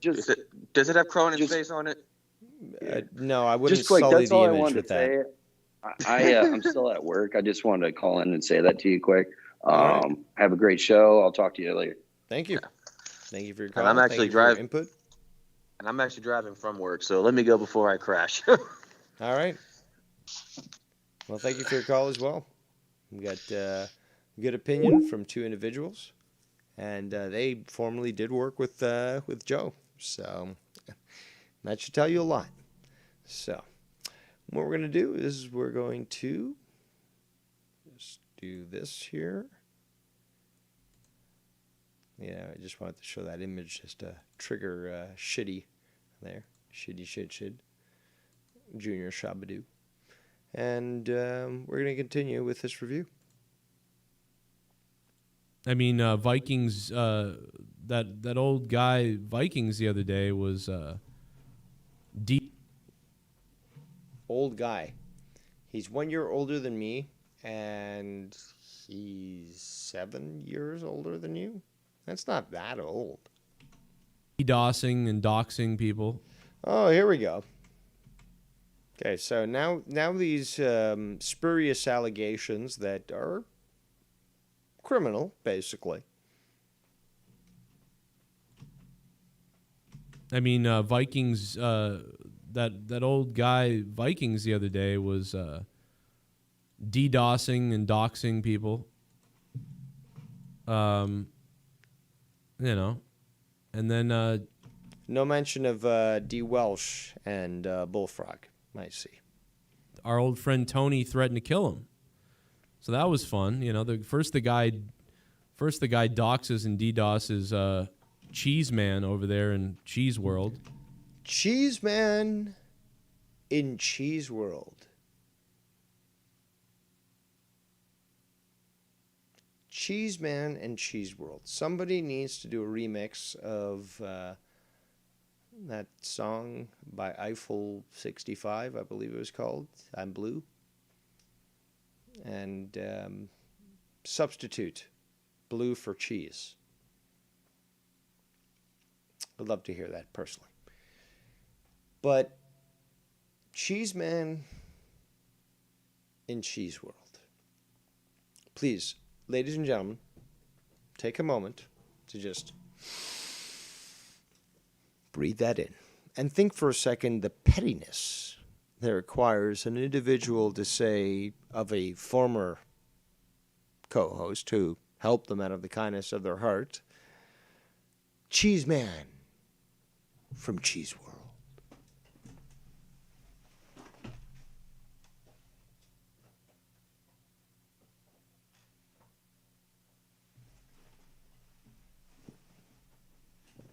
I hope that sinks in. Let's continue. And then he DDoSes Cheese Man all night. And then he DDoSes... Where's the evidence of that? Because I do speak to the Cheese Man myself personally. It's the only good way to actually secure affordable cheese in Canada, because we have our own cheese mafia up here, and they're very difficult to deal with. So, I'm dealing with the Yanks, and I'm getting some good deals. So, since he's got a good in, and we've discovered a good place where we can do a product exchange across the border without anyone paying attention, I do give him credence on these sorts of things. But odd. Very odd from you, Mr. Cronin. Tony. Then Tony threatens to kill him. I mean, But that's the world that they live in over there still. That's the world that they still live in there. What the fuck are you talking about? What the fuck are you talking? What world? A world that doesn't have delusion and mental gymnastics to believe that there's some sort of eternal victim? Also, be sure to check out my video that's over a year old called Joe Cronin, the Eternal Victim. It still is relevant today as it was when it was recorded. Let's continue. I pretty much stay away from all that. That's beautiful. I do love it. I do love it. Most part, but there's only so much you could stay away from, or or you could just have the guts and confront the situation head first and put it to rest, as it's said. Eventually, you got to mention it, like I'm mentioning it now. Now, see, what you're talking about is an actual, combo punch. But you're constantly slipping the jab, Rock. You're slipping the jab. So, you can't say that. You can't say that. You'll do shows and you'll slip the jab here on Drip. Slip the jab on Ken. Slip the jab on me. And sometimes slip the jab without even mentioning anyone because, the ambiguity protects you. But we know what you're doing. I usually don't. I could mention this every day. I could tell you every day about all the stuff.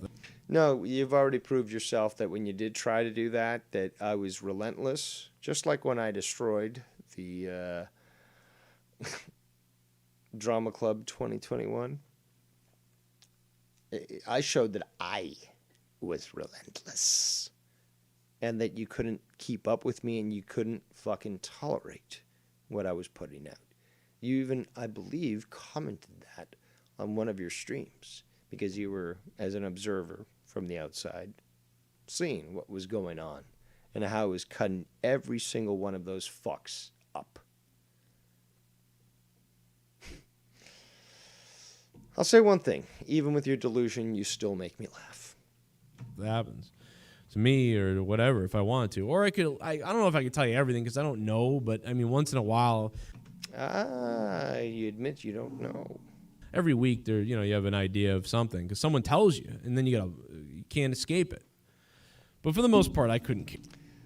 You can, me hearty. What you can do is enroll in me sailing school, and you can learn to go away for a year or more, just sailing, enjoying the beautiful seas. But no, you too much of a pussy. You're a landlubber. You want to be hanging there on the coast there. Care. I don't care, and I don't want to know, and I'm glad that I'm not involved in doing hours and hours and hours on other people who have Twitter accounts or people that have Instagrams or... That's a funny way of saying Dave Rose is one of the most prolific broadcasters here in this community. Very funny. Hours and hours and hours. Dude, I come in second when it comes to, streams. We know the first. He who shan't be named, who is fueled, many times by evil, of those like Shid, Tab, and others, feeding him alcohol. But after him,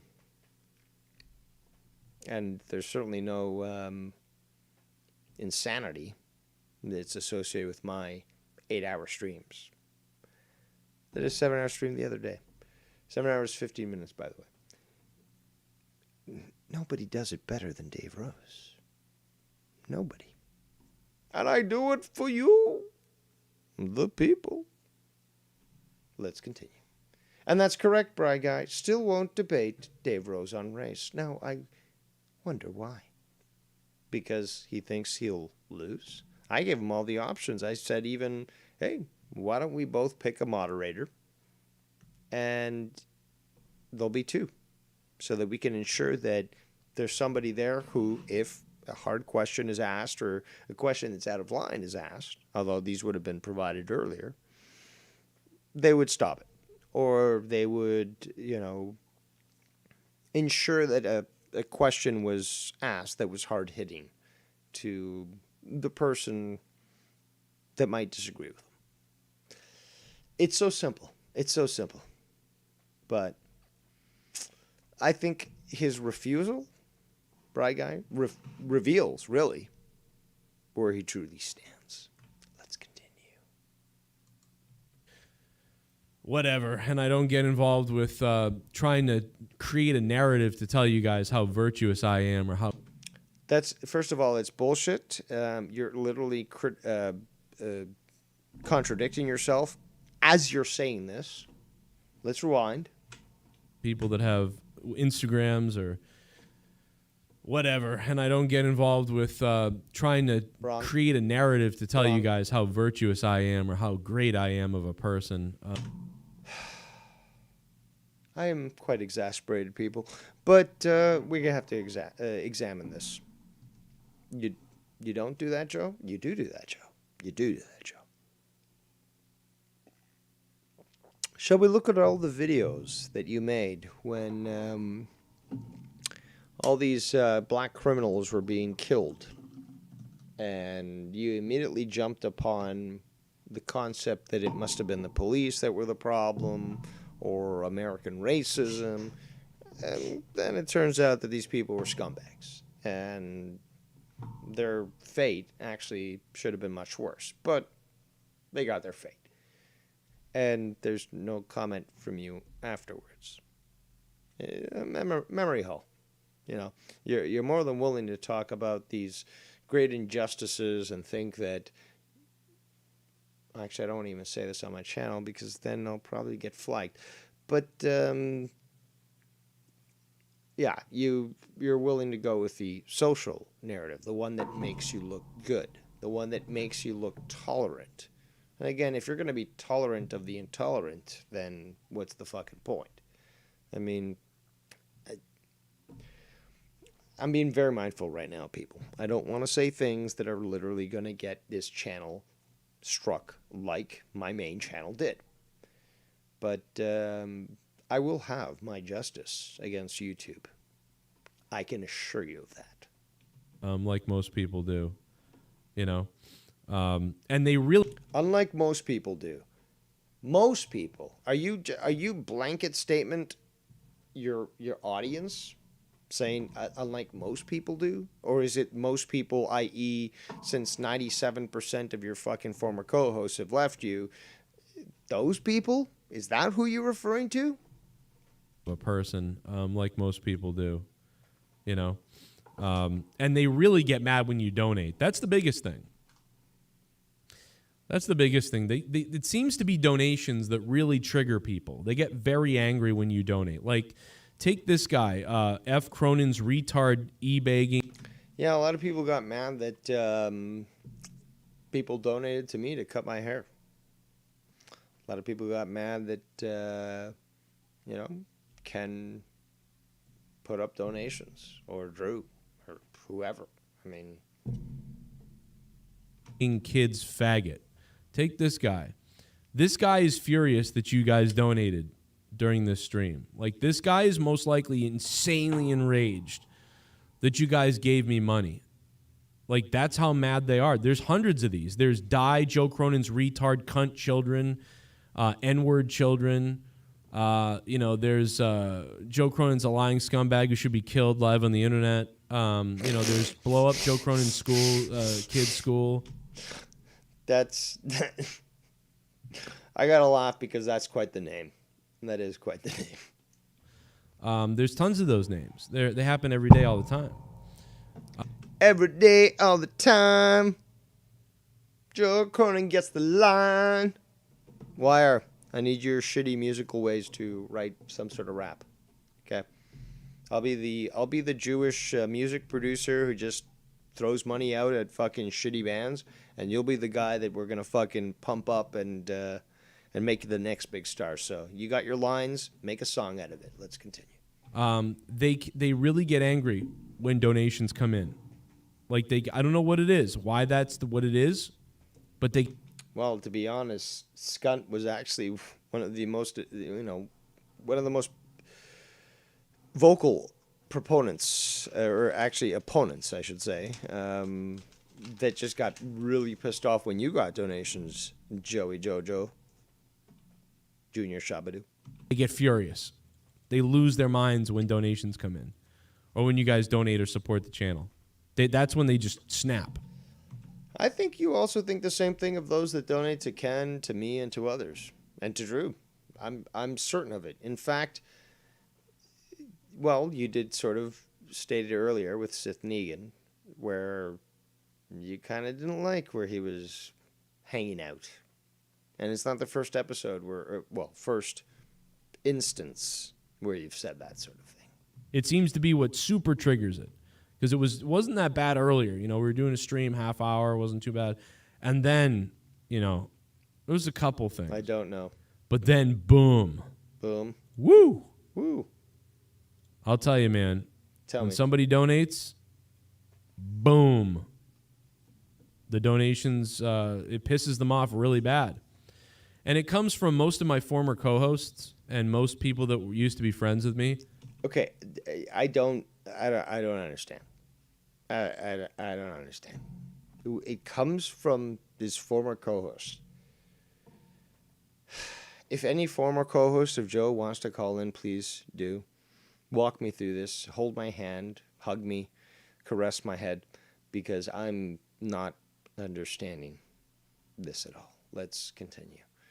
I'm going to have to get, any future review of Joe's, I'm going to have to get like an oxygen tank and a mask and just prep myself for when I get so exasperated where I can't breathe almost because I'm just exasperated. It's insane, people. It's fucking insane.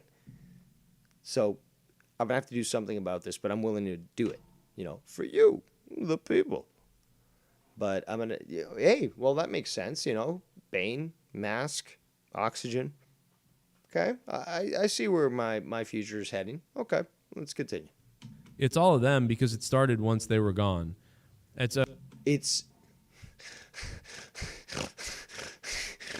Oh my God! It started once they were gone. Did you? No, we gotta listen to that. We gotta listen to that again. We gotta listen to that again. Boom. The donations, it pisses them off really bad. And it comes from most of my former co-hosts and most people that used to be friends with me. It's all of them because it started once they were gone. Does that include Tommy C and Dead on Dave? I mean, they were gone for quite some time. They've been gone for quite some time. Does it include them? Does it include Jesse J, who's come and gone, more times than you can go through a fucking rotating, glass door? Is it me? Is it Ken? Is it Drew? I'm trying to think of who else may have been associated. Troy? maybe. Krastasevich. Who exactly are you referring to? It's a coordinated attack all the time to manipulate donators, supporters, and friends and people. Ken isn't popping up in your channels. He's certainly not telling people to go to view his videos. He's not telling people to unsub from you. Where is this coming from? And it's, we've got it all on recording and everything. You got it all on recording, but you can't do a 7.5 hour evidence marathon. I mean, I've set the standard here, people. Like, this is what's this is, first of all, I'm tired. I'm fucking disgusted by this shit. Have I not set a fucking standard in this fucking community? Have I not? Yeah, some people are, oh, they fuck you. Yeah, but have I not set a standard? You can hate me all you want, but have I not set a standard? I think I have. Proper fucking streams. 8 hours, 12 hours, whatever. But certainly not these drunken rampages that we experienced with He Who Shan't Be Named. Value and replay value. Addressing issues that must be addressed. Have I not set a standard for that? Let's continue. Take me down, take me out, and I get it. I don't understand it, but I understand it, but I understand it. Negatory. You just said you didn't understand it. Now you're saying you understand it, but you understand it. That's a double positive, I guess. But you don't understand it. That's the point. That's what we all know. You don't understand it.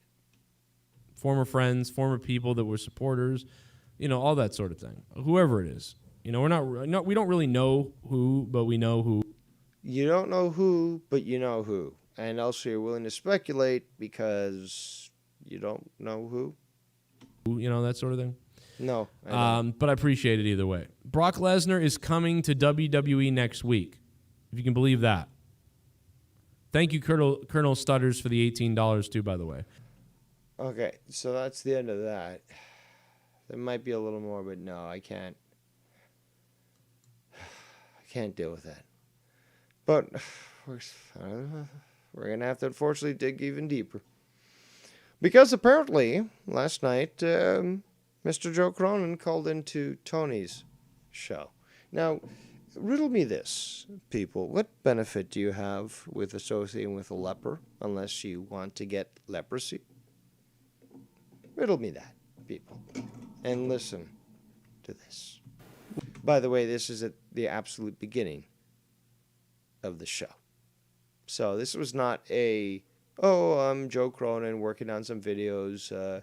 I see this guy's live. Let's just call in and shake shit up. No, this was, I'm going to be on the show with you from the get-go. When you start that shit, it starts a whole fucking, so I don't even want to talk about it. You know what I mean? So let's go 3, 2, 1. Let's see how we're doing. Let's see if we get the packets, man. I mean, that never happened. Let's see, the video feed's coming in. Up already, it's in the red. Dropping. No. I think we're good. The frames, they're dropping now. They're going backwards. So 27% frames, 24, 21. Hopefully it slows down. So we shall be good. Those motherfuckers sending us fucking packets, Joe. Fucking sending us fucking packets. But so we are back with Mr. Cronin and my boss Stone. Can people stop talking like they know about technology? Can people just stop? It's sickening to me to listen to this shit. I had to tolerate people telling me that their computer tower was the CPU. Look, I don't care how stupid you are. You will not think yourself an expert and call these things what they're not. If the customer is right, they'd be able to fix it on their own. They can't fix it, they come to the expert. You shut your fucking mouth and you do as you are told. That's how we did it back in the day. Tony and brother, as we smoke a little dabs. And Joe, you've only smoked weed, right? You've never done a dab. Never done a dab. Oh God, man. I don't know if you can handle a dab. It's He can't even handle his edibles, let's be honest. different than an edible, I'll tell you that. I mean, like a couple of years ago, or yeah, if I had done, I feel like a couple of years ago, if I did a dab, like I would be awesome. But with the way weed, With what knowledge do you say that? You feel you'd be able to do that a few years ago, but you have no relevancy with that. You can't compare. So how would you say that you'd be able to do that? is going recently, I think it would be different. And Dude, I could fucking dose so many mushrooms right now and embarrass you. I mean, do you understand the point that I'm trying to make here?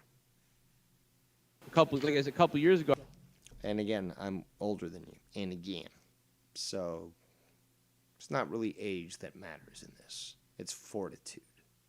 I really wasn't having the anxiety attacks that I have now. So Yeah. I think it's to do with that. So I think a dab, yeah, it could possibly. How long does it last? That's the real question. I think, to be honest, I think a dab would be more beneficial to you because I think you need a straight up indica. A dab will last you all day. I mean, one dab could last you all day. Oh no! I remember. How weak is your shit? That could be bad. Yeah, but it could be good as well because it works almost like once it's in your system, once you get high, like once on a dab, you can do a dab a couple hours later and it keeps it going. It's not overwhelming. So you're admitting what I just said, that one dab is not going to last over a day. I need to get that oxygen tank. And it's different. You're getting all these, they're called terpenes, which is a flavor profile, which gives you all these fucking beneficial fucking molecules that work in your body and go through your system. Beneficial molecules. Thank you, Dr. Tony. I'm sure that I will sign up to your health newsletter very shortly. And I'll also subscribe to your podcast. Such great, great health advice. Them in your bloodstream and help your red blood cells and your white blood cells and your fucking, whatever blood cells you got. It really does help you out. And I think you with a nice indica, your drop in tone. Oh. Please stop. It's indica. Indica. Not indicar. Indicar. There is no R at the end of anything that has an A. You know what? If I had money, I would forcibly evacuate Clam Baked and his family from Boston, and then I'd nuke it. Telling us we're dropping? No, I think we're good. That's what Jesse always says. You get the indica or whatever. Yeah. The indica or whatever. You know what would help you out, Joe? If you read a fucking book. If you learned about this stuff. Why do I have to remind people of basic things? Jesse, how's he doing? Have you talked to him? He was. I talked to him last night. Yeah, Yeah. we're gonna hook up tonight for something. Yeah. So I'm waiting to see what's Sunday up with night. that. Sunday, you usually do your games on Sunday, right? Yeah, but with that stream earlier today, I figured I'm gonna take a relax. Yeah, that was pretty good. I was helping Leah clean the house and stuff, and so now I'm kind of just relaxing, and I'm trying to decide, if I want to watch a movie and just relax, or if I'm gonna podcast with Jesse. But I see some comments in the chat I'm going to address. Lagoon says, PC Tower is a CPU. I'm sorry for your suffering, Dave. Yeah, I've had to deal with that. Keither Barber says what we all thought. Says, I thought the CPU was it was the PC tower. The CPU is a component. It stands for Central Processing Unit. There's other things like sound cards, motherboards, daughter boards. Yeah. MK3 Kratos says, Dave, correct me if I'm wrong, but didn't Joe say something about ending monetize this if nobody donated to him? And then once he got some, the show started an hour later? I don't remember that. Eric Connolly says, Tony's too loud here, and Dave, you're too low in audio. Okay, let me get the mic closer to my face. It should always be the opposite. I think we can all agree. It's what I can do, dude. I don't have a mixer. All I got is a USB mic. So, and I can only put the volume too low before it's not detected. So, I'll move it further down. Okay, if this adjustment sucks, everyone can yell at Eric Connolly for his suggestion. But let's continue. As I said, I told Bullfrog begged me to come on his show. Yeah. And the guy's so full of shit. I mean, the guy begs me to come on his show, then says, you're banned from my show. It's like, wait, well... I was not aware of this. Interesting. Somebody want to send me a link? Do it. What? You asked me to come on. And then, on top of that, he's like, I'm going to drop a bomb on you or something. He doesn't. I mean, the guy's just so whacked out. It's the same situation as Tommy. You can't really be friends with him because he's controlled by everybody so much that you... He's controlled by everyone so much. So sad. You can't really be friends You know with what him. I think it was? I think he's... it's the same way with me where he asked me to come on. I mean, I could show you messages upon messages that say, hey, Tony Bear, you know, I want to hang out, want to get stony with Tony. And then the next day, you know, whether he tells somebody, whether, I don't know if he uses me as like trade bait where he says, I talked to Tony, I hit him up and I said, I'm going to get stony with Tony. And then they, you know, the other people are like, oh, let's no, forget that, you know, do this with us, Bullfrog. So maybe that's what it is. I don't know what's up with the guy. I just, you know, I just hope he does that because I used to share messages. Me and a long time ago, me and Ken would send each other. I'd be like, look what he said about you, and then Ken would be like, look what he said about you, and we'd be like, oh wow, like he would just literally, and he would leak other people's stuff right away. So anything you send to him, you know, he would just.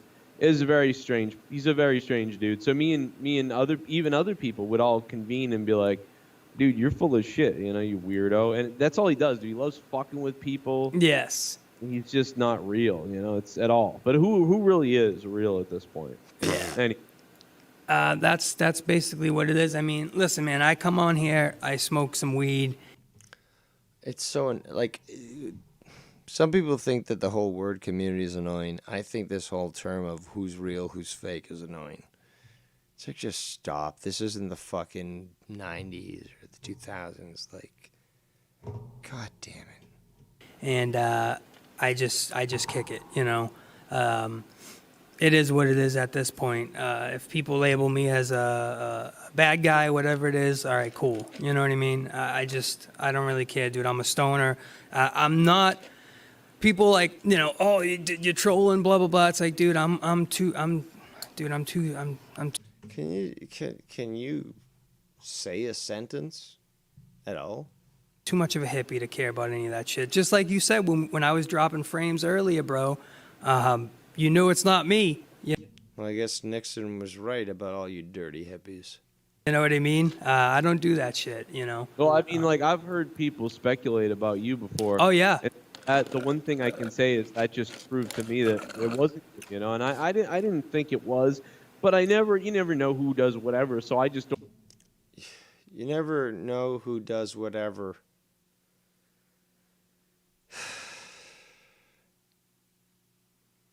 Like, can you please just fucking, for once in your life, just be specific? Don't even care anyway, but I Yep. was like, well, that pretty much eliminates that name out of that hat that I Yep. always heard. What name, And, Joe? What name? Certain people, other people would really push that it was you doing it. Yep. And Certain people, other people. There's a soliloquy, fucking haiku.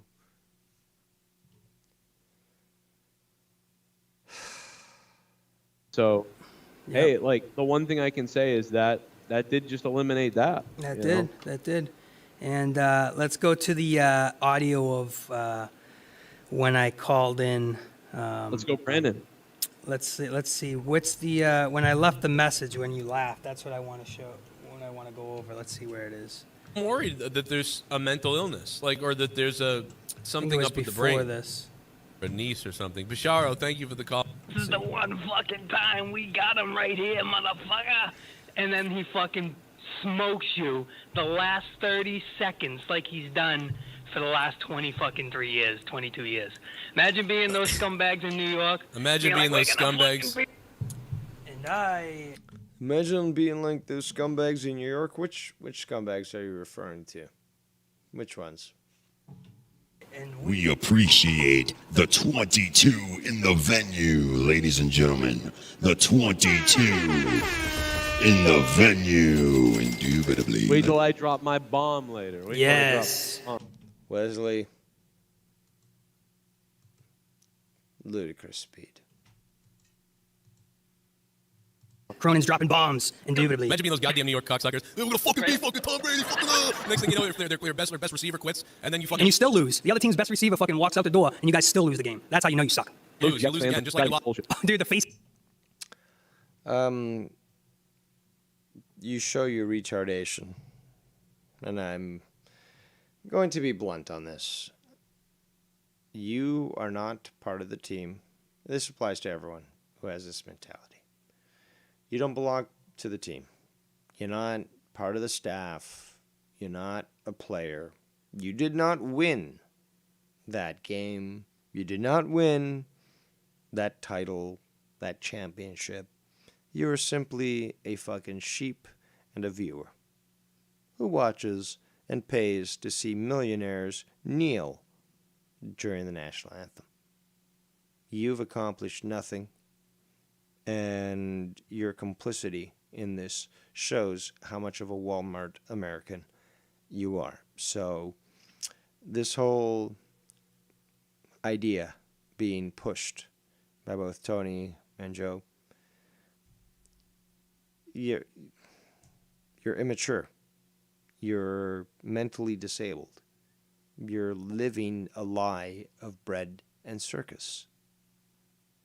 And you allow yourself to be led. Let's continue. Faces, you could tell that was literally every New Yorker for the last 20 years' face. Just all those people's faces, just blank stares, like, what the fuck just happened? You know what I mean? And as much as it's the Bucks, Joe, do you feel the same way? Like it's still Brady in Boston. It's still like, I don't know. I still feel like it's a big fuck you anyway. You know, like coming from, even though it's not the Patriots and he's on the Bucks, I still feel like he's ours. You know what I mean? Like he's all ours. I still feel. I want him to see. I want him to. Again, this is the most homosexual thing ever. And sorry, guys, but I'm stating the truth. You don't belong to the team. You didn't build up a player. You buying a fucking jersey that was made in China certainly isn't fucking doing shit.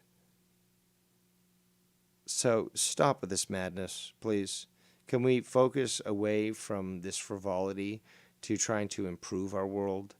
Eliminate things like homelessness, addressing mental health issues, removing government corruption. Can we move away from all this frivolity and just maybe to more important things?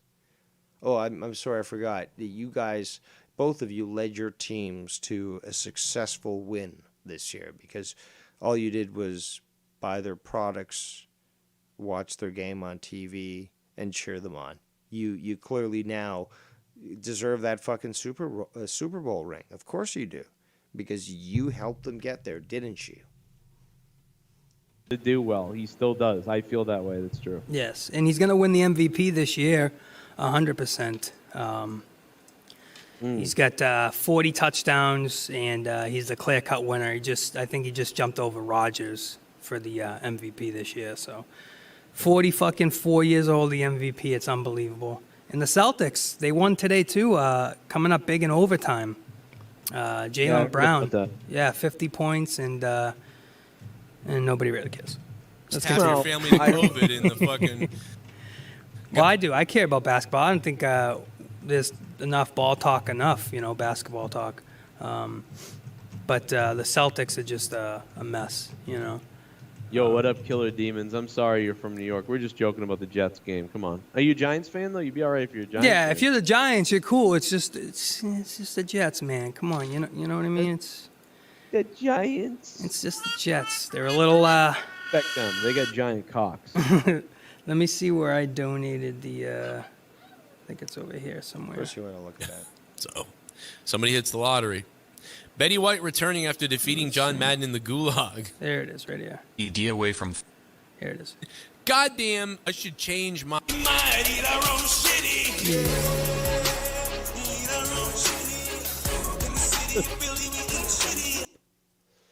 I remind you, Skype lines are open.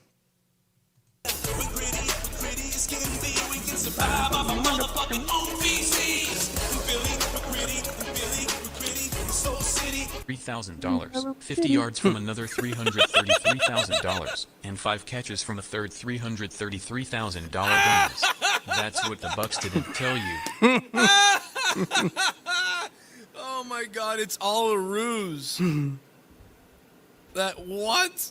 Antonio Brown was right there for his bonus. So you think?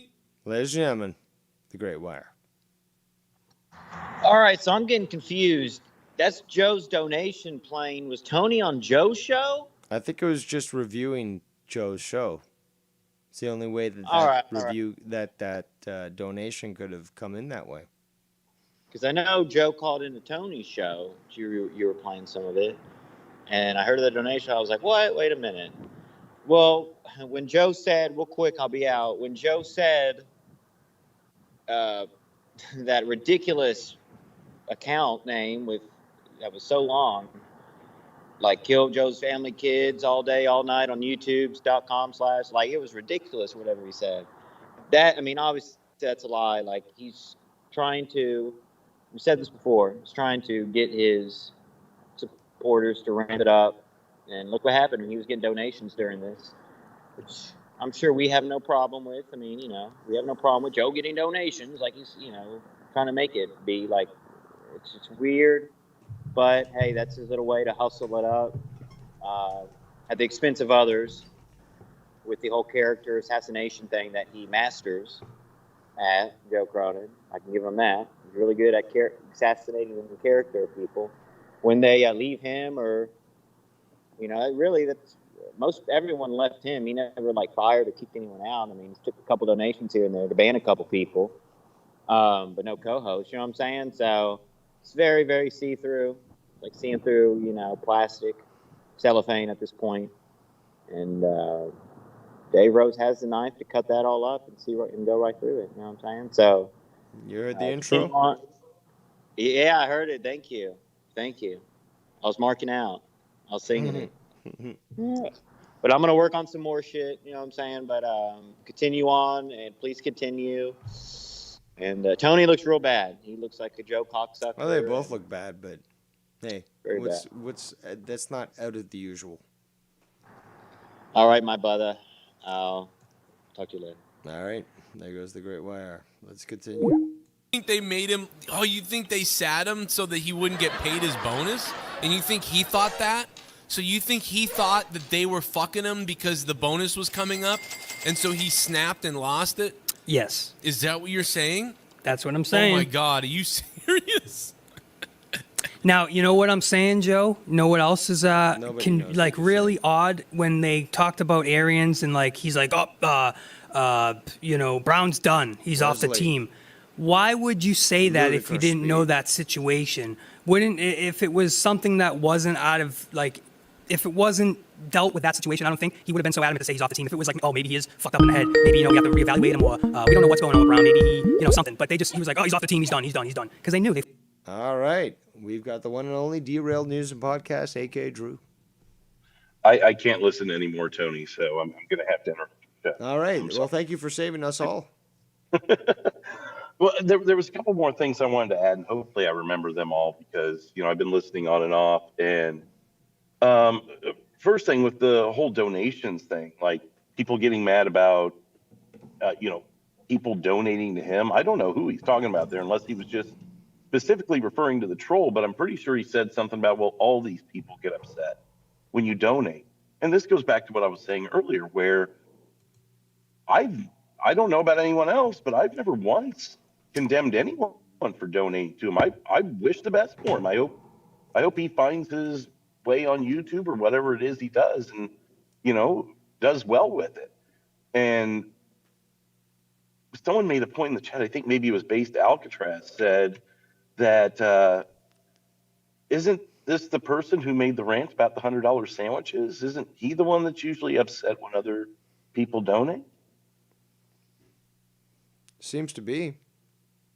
I mean, I can't remember a time ever hearing Ken or yourself or anyone complain about Joe receiving a donation, but I've heard it multiple times from him. I've heard him bring it up multiple times.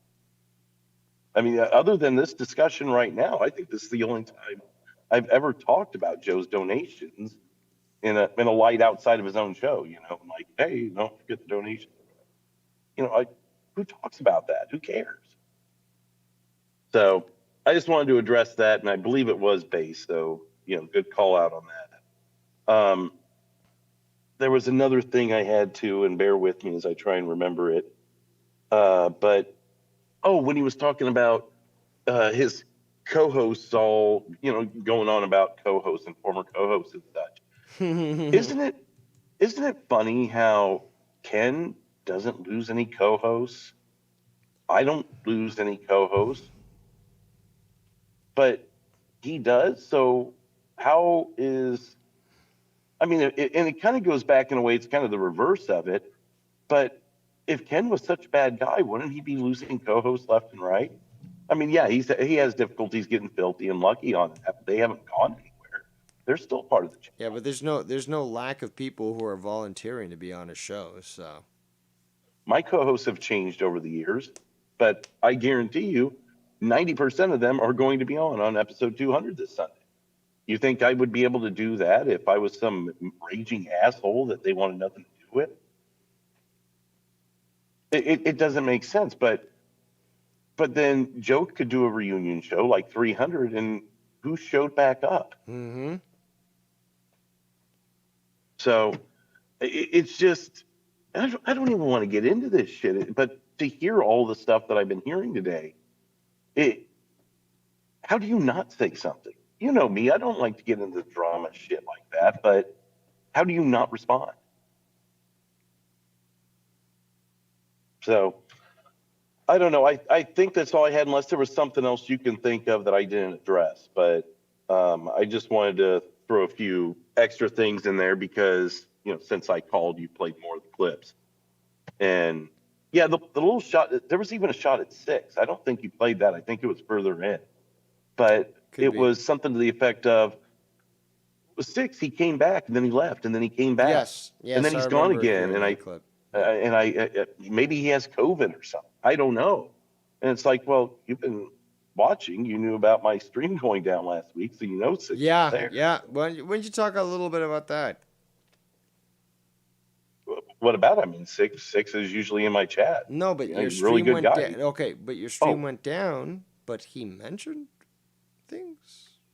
Yeah, we did touch on that a little bit earlier. Like, how do you know that I was air quote DDoSed? Which, again, for people that maybe didn't hear this earlier, I was not. My cable, my hardwire cable that goes in the back of the computer, just a little inside baseball, it runs from upstairs and it goes through the door crack of the door to the basement.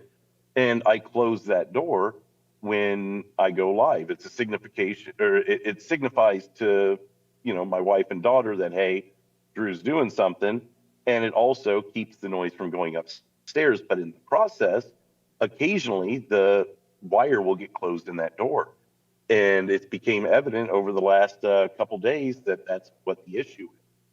And especially when I switched to Wi-Fi and there was no problems the rest of the night, which, as we mentioned earlier, is quite a success considering I'm downstairs from the Wi-Fi and across the house. It obviously is the cable. But how did Joe know that my stream went down?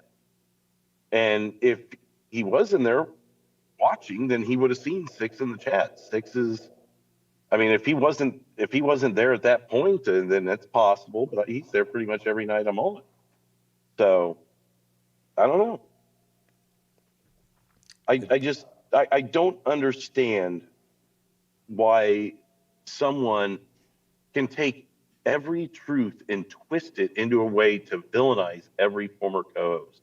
I can tell you right now. Yeah. If and I'm going to give you a very extreme example that would never happen. But let's say Frank turned on me and just said, "Drew's the biggest asshole in the world. I will never talk to him again. Fuck him, the whole 9 yards." I wouldn't even be like, "Stop watching him. Stop. He's a horrible person." I would just move on. It's a little different here because with Joe, I invested a lot in him. Not that I haven't invested a lot in Frank too, but there's years of, again, free investment in. And just to see it shoved down the drain like this, and again, Frank would never do anything like that. If it ever came to that, we'd have a falling out. He'd tell me to fuck off, and he'd move on. He wouldn't go on a diatribe about how I was a piece of shit or something. He'd just move on. He's done it many times with people. So I don't know. I just don't get the mentality. Like, why is Joe so clearly at this point afraid of anyone who used to work with him? And why can't you remain on good terms with any of those people? Seriously. Who is on good terms? Let me ask you this. It's going to be a challenging question. Who is still on good terms with Joe that used to work with him? I have no idea. Maybe Troy, maybe. Hard to kind of follow that up because Troy doesn't do anything else online that I know. Maybe Tosevich, maybe. But aside from that, every single person Joe has a problem with. And at what point does someone go, it can't be all of these people. It's got to be something else. And looking at his chat today, there was a few people there that, I hadn't seen in a while in my chat. I hadn't even really thought much about it, because people come, people go, and, sometimes they don't chat. Some people aren't big chatters. But I saw a couple people in there that were like, the more people leave, the more I stay with Joe, or something to that effect. And it's like, that's fine. Watch him. I don't care who you watch or what you do, but to have such a blind vision of one direction without doing any research yourself and just buying the words of one person. And I mean, that I do the same thing with my news too. I sit there and bet before I put my words out, and I guess it just goes to show that there's a lot of Americans out there still, or just people in the world in general, that just refuse to do their own research and just take the word of one person. And I was surprised to see a couple of those names in that chat. Basically, what one person said, Braves fan in New York and a Cowboys fan in Kansas City. You can't trust people like that. What does that even mean? And B, that's someone that I've known for years. And I'm like, really? That's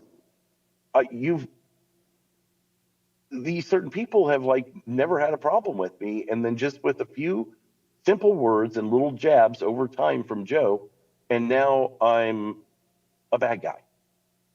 And it was the same thing with you or Ken or anybody else. I'm not trying to, and I've been demoted to Cheese Man. I'm no longer from Cheese World, was it?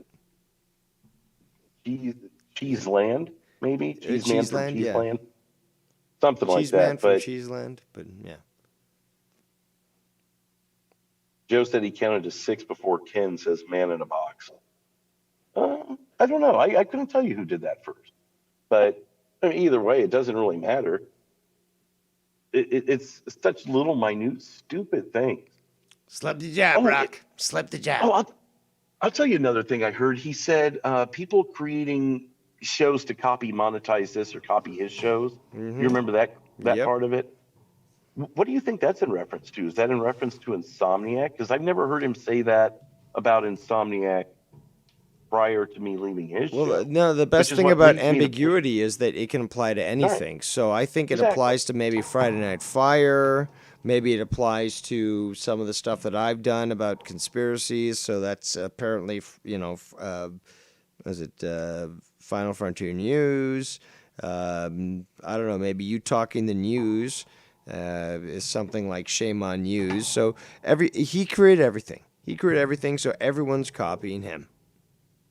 Well, and tell me if I'm wrong, because again, I'm sitting in a perspective. Everything I heard today, I just felt like it was all directed at me, because of all the jabs that's been coming in recently. And when I heard that, I thought, this is just a couple of days after I did a show that was much different than my usual format. Yep. That maybe resembled a little bit. Obviously, the format was not the same at all of his show, of Monetize This or anything. It was an original concept that I came up with over a year ago for his show, and he fucked it up. He didn't do anything the way we had discussed, and I didn't push it any further. And then after I left his show, I'm like, I do want to try that. I think that concept will work. Especially after a couple of shows of growing pains and trying to figure out exactly how it's going to work best. But it's just funny that he says something like that I haven't heard too often recently. And he says it right after that. So again, correct me if I'm wrong, but I feel like that was kind of directed. But who cares, I guess? Exactly. Would have been a lot easier if we had a way to listen to the clips together and react to them, because there were certain things I wanted to say when the moment they're so happened. ambiguous that you never know really who they're referring to. Right. And then when you try and respond to them, then it's like, oh, well, you must be feeling guilty, because if you think that's you, then it must be you. Yeah. And that's the cop out. But he said Cheese Man from Cheeseland at one point. It's a logical and he trap. He knows what he's doing. So he's basically setting these logical traps in hopes that people are going to step into them, and then he can use the argument that, oh, you're accepting responsibility for this. No. Well, I mean, when he says former co-host, and he used that term a lot, that narrows it down quite a bit. He's not talking about a Wandy. That's right. He's not talking about Bry Guy. He's not talking about Bam or J Diz. He's talking about a very select few people. Which then makes it easier for us to examine, okay, what criticism is being levied? And we have all these different individuals. Okay, so let's, process of elimination, let's figure it out. Who's guilty of these things? So just like I was doing earlier, I was saying this must be Ken that he's referring to, because it can't apply to me and it can't apply to this person and so forth. So, it was clear that it was directed at Ken. Yeah, and a lot of that was, and I think there was a lot of just blanket directions. Like, I think even as he was saying it in his mind, he's grouping a lot of people. So he may not even specifically be talking about one person, because in his own mind, he's just got it all twisted that everyone is the same thing. If you're a former co-host of mine, this is who you are. And I sense that from him saying how everyone's fake. There's no one real on YouTube. Anyone I've ever worked with has turned on me. These kind of quotes lead me to think that whether your name's Justin Bailey, Gatekeeper Drew, Foulmouth Ken, Devious Dave Rose, JD from New York, which we could probably exclude that one. He is a weird piece of shit. But, we can sit here and list the names, and I think in his mind, we're all the same person in a lot of ways, as far as the way that he feels he's been treated by us since the day we left it. And he doesn't realize that the only reason we've reacted certain ways we have is because of his own.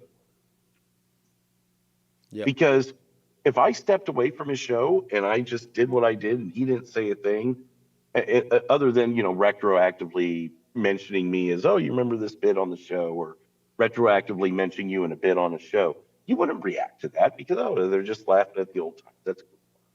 But to bring up myself and say that I'm someone who fake loves my wife, am I supposed to just laugh at that? Oh, well, we're just joking here, because I think after that he followed it up with, I'm just kidding. Are you, though? Because you've been kidding a lot recently.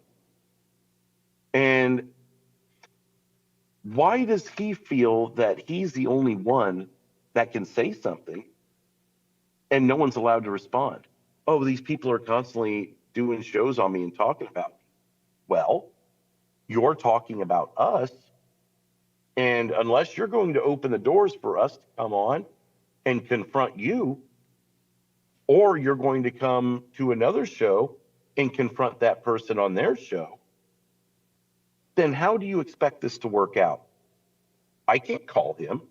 I can't tweet him. I can't Facebook message him. How the fuck am I going to approach him with anything? He's the one who blocked me. I still haven't blocked him anywhere. If he unblocked me today, he'd see everything, because I have not blocked him anywhere. Blocking is for people who troll and, won't identify themselves. If you're going to identify yourself, it's going to take a lot for me to do.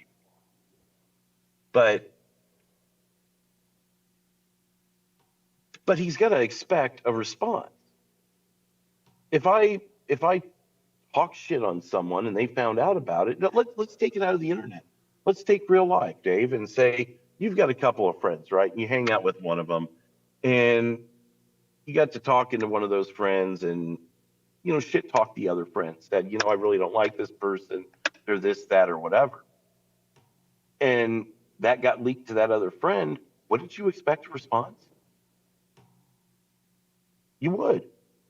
Because in real life, that's how it works. If you hear someone's talking bad about you or has an issue with you, you usually confront that person and go, is everything okay? Do we need to talk? What's going on?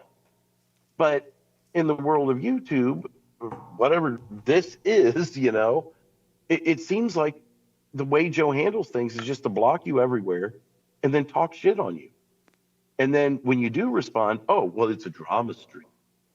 Well, there wouldn't be drama streams if you confront this. Yep. Remember 3-4 years ago? Monetize This. Let's be honest. 3-4 years ago, Dave, Monetize This was the drama stream. That was where people went to confront things. And that was kind of the beauty of it in a way. It really was. There was no need for drama streams, because if shit went down, you knew on Monetize This, everyone would be hearing about it. True. And at what point did all of a sudden drama become such a taboo thing? I don't think it's as bad as a lot of people view it. The way I look at it, and you could take this however you want, Dave, but this is kind of a safe haven for us to work out our issues. Coming to your stream or coming to YR stream. And that way, the other people that aren't doing drama shows don't have to bring it there. True. If they don't want to. It's, for lack of better terms, it's a safe haven in a way for people to get out what they need to with everybody. But, at the same time, if something went down on my show, I'm not going to shy from it. But if it's something with Joe Bolt, saying stupid shit about me, I don't want to spend time on my show. People don't give a fuck. It's not the format. And I'm kind of just babbling on here, so feel free to step in at any point and retort or add to. Babylon. Babylon. I do have to go here in a few minutes, so it's about daycare time. But yeah, I think I've pretty much hit it. Like I don't think that drama is as bad as it's always been put out to be. It's a place to know where people stand. Look, I think a lot of us have actually gotten to understand each other and get along better because of these shows. Do you think someone like, I don't think I would have ever even gave YR a second thought if he didn't have his own show and express his thoughts. And he's grown a lot recently too, in terms of understanding what everything is. And it's not all just a fuck fest where you get to troll everything. But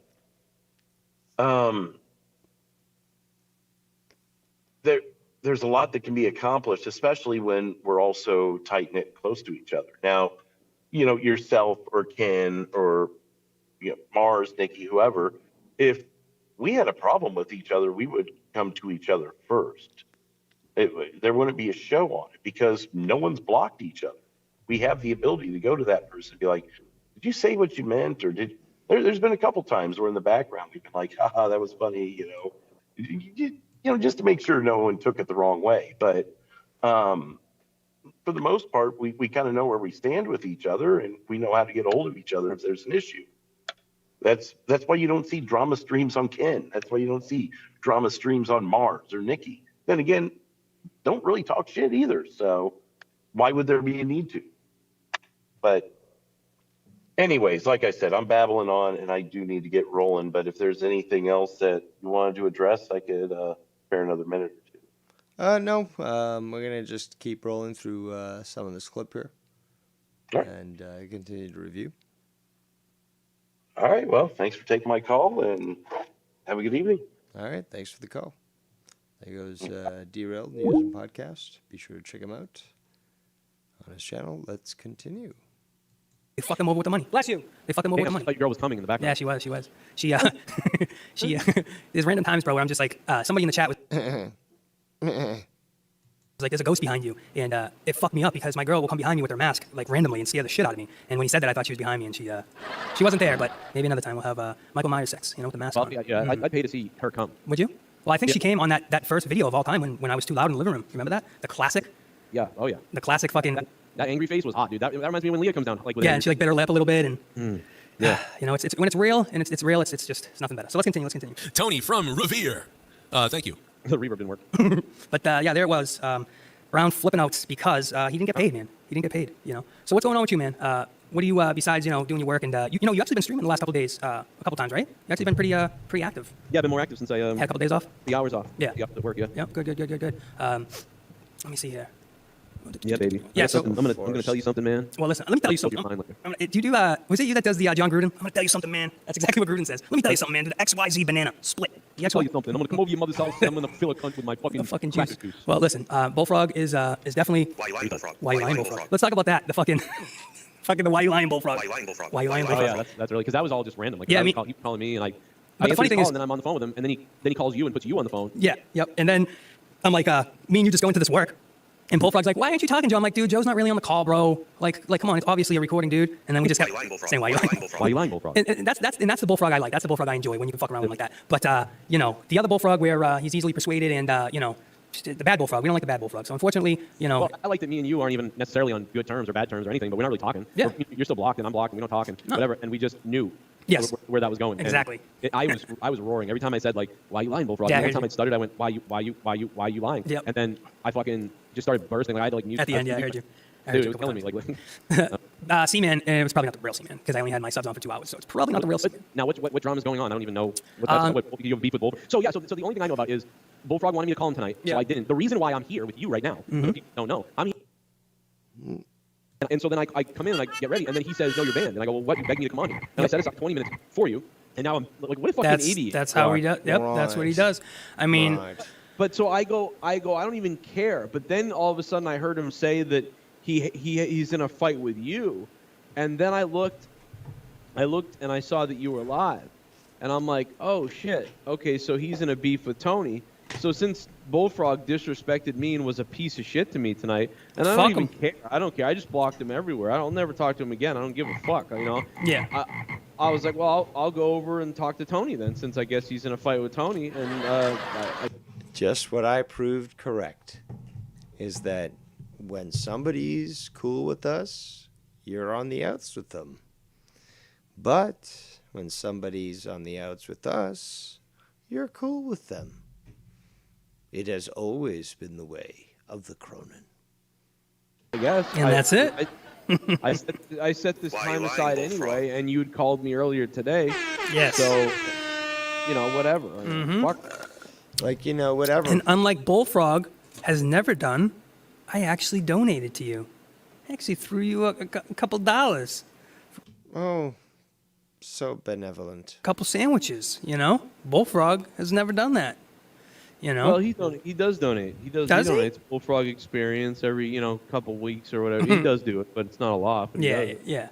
Well, listen, Bullfrog messages me yesterday.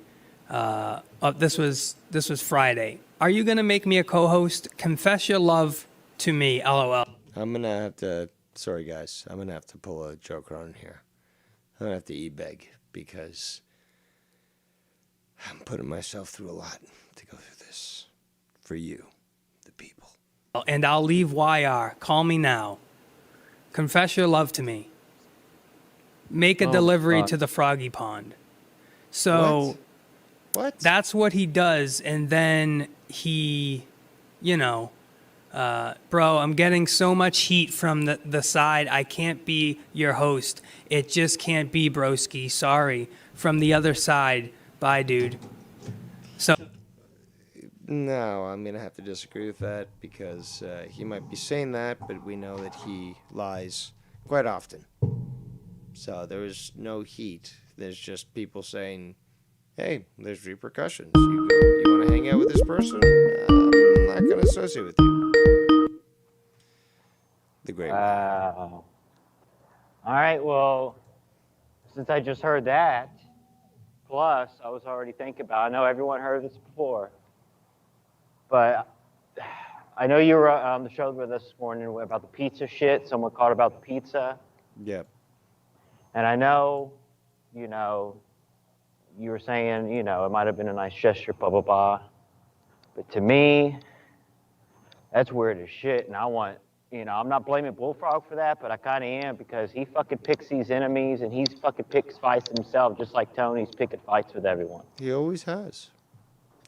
And, I did that fucking channel with him, and God bless Jesus Christ that it didn't happen on that channel, because I would have been very, very ashamed and embarrassed and not, I know you look at it different with the pizza thing, but to me it's just like, man, bro, that's kind of creepy. So, I mean, I'm probably gonna not really associate with him, especially with this Tony shit. I mean, Shut up.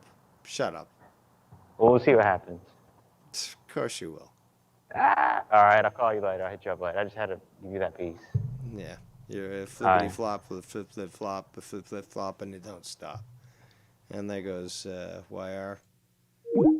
Flippity floppy, flippity flop. Let's continue. So that's what happens. At least he admits people manipulate him. Yep. He admits it clearly. 100%. Did not admit it though, unlike most other people. That's funny. Oh. Unlike most other people. You gotta name names, Joe. Oh, bro, I have clips that are, it's just baffling.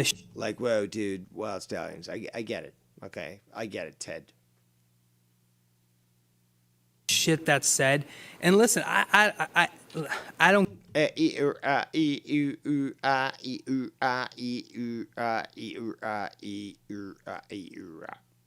it with Bullfrog. It's like everybody wants to be his daddy. Like they're fighting That's what people.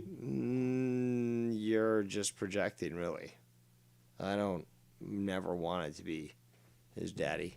I don't want to be a foster father. I don't want to be a stepfather. I don't want to be a half father, whatever the fuck. No. I don't want anything to do with you. The only thing that you can rely on is that I'm going to beat your fucking ass and discipline you as your failure of a parent or parents did. At least you can count on that with me. I'll make you a fucking man. People do with Tommy for years. Yeah, it's like they're fighting to, I don't know, but they're fighting like I don't know, So you're saying about something that you don't know. So it's more like a Pandora's box, or more like, a variable, you could call it X. So it's like, X? Well, yeah, it could be literally any number. Well, yeah, like that. It's like, but I don't get it. People want to fight him to control him, to use him for money. Yeah, basically. That's all it is. Fuck your life! Bing bang! Bing bang. But this clip that I'll play right here is basically, this is just life right here. This is the clip. And C-Man said, why are you dragging Cronin into drama? Why are you, dude, we're not, this is not putting Cronin. I don't even have anything to do with any drama. We're not putting. Please finish your sentence. I'm just here literally because. No wonder you had to get a GED. Because Bullfrog's a fuck. I put this time away and he fucked up. Tony was on and he called me earlier, so I don't know. And now now I'm getting that time. And Bullfrog, you know, it's good to make up with people. You know, be cordial with everybody. Yeah. Can neither of you actually complete a fucking sentence? Like, this is the most annoying shit ever. Yes, exactly. And at the end of the day, Joe, me and you could sit here and say whatever. Yeah, we could say, like, whatever, like, because we're buddy and friends, dude, because, you know, I know that you're on the outs with all these other people, so, like, you're going to obviously gravitate towards me, like, whoa, dude, wild stallions and all that, but, like, whoa, you know. But people can say all they want, but at the end of the day, I've never really done malicious acts towards you. I've never put your show in jeopardy. I've never done anything like that. Is debatable. Well, actually, not in regards to Joe, but in regards to other people that could be questioned. Like that. I've only tried to add to your show. You know what I mean?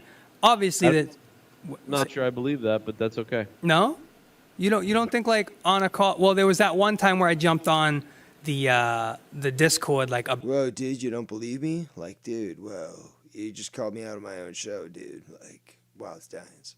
Abruptly, you know what I mean? But I've never like when you took my phone call today. Like, I wouldn't be one of those fucking dickheads that would be like, oh, blah, blah, blah, blah, and like fuck up your show, you know, like troll you. Yeah. No, I would just simply state myself, if I was accepted on his call, is why won't you debate me on race? And then he'd probably get Leah to fight me and TJ. How other people do it. If you're calling that, do something funny or add to it. I'm not gonna. Yeah. You know. I know you know. I didn't even know it was you at first. But yeah, I was but like, you heard my terrible fucking Boston accent. You're like, oh, this fucking guy. I'm like, oh, here we go. What the fuck's this? Yeah, you're both trash. Simple as that. You're both fucking white trash. And then I'm like, oh yeah, okay, it's him. Yeah, okay. yeah.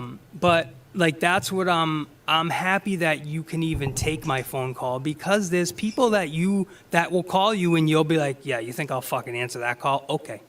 You know what I mean? Like, you know what I mean? There's people like that. You know what I'm saying? You know what I'm saying? I'm wild. You know what I'm saying? And I don't think we're there.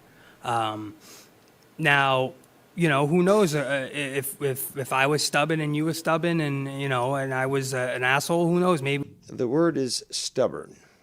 Stubborn. Not stubborn. Stubborn. Say it with us, class. Stubborn. We could have went down that road, but I always said, I always respect you and I appreciate you, and obviously. Except for those, 6 months of you shitting on him? Okay. Okay. See, you know, I do my shit and content, but even that with my channel hasn't been geared towards that. Your channel hasn't been geared towards much. YR, I think, accomplished 20 plus views, or viewers, I should say, on a show earlier today, and you had like 9. And it kept growing for YR. So, yeah. Like covering you and any of that stuff, you know, maybe here and there, but not really, man. I'm just smoking some weed, and most of my shows, bro, have had the Bullfrog on. You know, getting stony with Tony. Fucking hippie. So wait a minute, but now you're in a fight with Bullfrog? Yeah, because listen, he would be on a show. We would have we would have the fucking. Oh yeah. Okay, well, I just got sent something on Skype. Let's play it. See what it says. I'm gonna vote for you anyway. Oh, we got him now. We got this fucking cocksucker. All right. Anyway, thank you for the call. Really appreciate that. What a fucking idiot. But we're going to fucking Fall River and Wilkesboro. We're going to fucking Boxborough. We're going to fucking Fall River and we're going to see Cronin and we're going to see Shanzio, and that's a fucking threat. Yeah. I'm how to do all of it. Cronin's house, I'm going to fuck his wife and I'm going to steal your kids. House, I'm going to fuck his wife. Cronin's house, I'm going to fuck his wife and I'm going to steal your kids. Boxborough, we're going to fucking Fall River and we're going to see Cronin and we're going to see Shanzio, and that's a fucking threat. Rather. Let's continue. Greatest time. He would love it. You can play back how much fun this guy had getting stony with Tony, doing all this stuff, right? He would have a great time. Yeah. And then a couple hours later. How about getting learnt with Dave? When he get learnt? That's right. Does he get learnt in a curdelure? Here with Dave, man. Later the next day, he'd be like, yeah, Tony, I just can't go. I can't go down there. No. Wesley, wake up! I know this is boring. God damn it, wake up! Ludicrous speed, go. No more, Tony. I can't be a co-host with you no more down there, Tony, because I'm just getting too much heat. And it's like this. And it's like, well, what do I do? Because I drew a picture of you, Bullfrog. Is that the thing? And it wasn't even a picture of him. It was a picture of Filthy Mouth Gamer. But that's the thing that they'll use. Like it was supposed to be Bullfrog at first, the picture, and then it turned into somebody else. So I haven't heard his name in forever. Like I haven't talked. It's so crazy how long I haven't talked to him in so long. Yeah, but it's just like this. Like then they go like this, Joe. They say, oh yeah, Tony drew a picture of Bullfrog. Like we would never do that. We would never draw a picture of Bullfrog and use it. Like it's like. Yet you would draw a picture of Ken's hand, would you not? Yes, you would. We've seen the evidence. You've published it yourself. And you spent the time to draw Ken's hand, which you would think that was actually pedicured.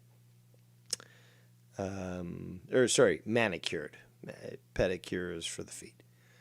But it was manicured, and remember, you're the one who features S.E. Steve on your channel, who does his eyebrows.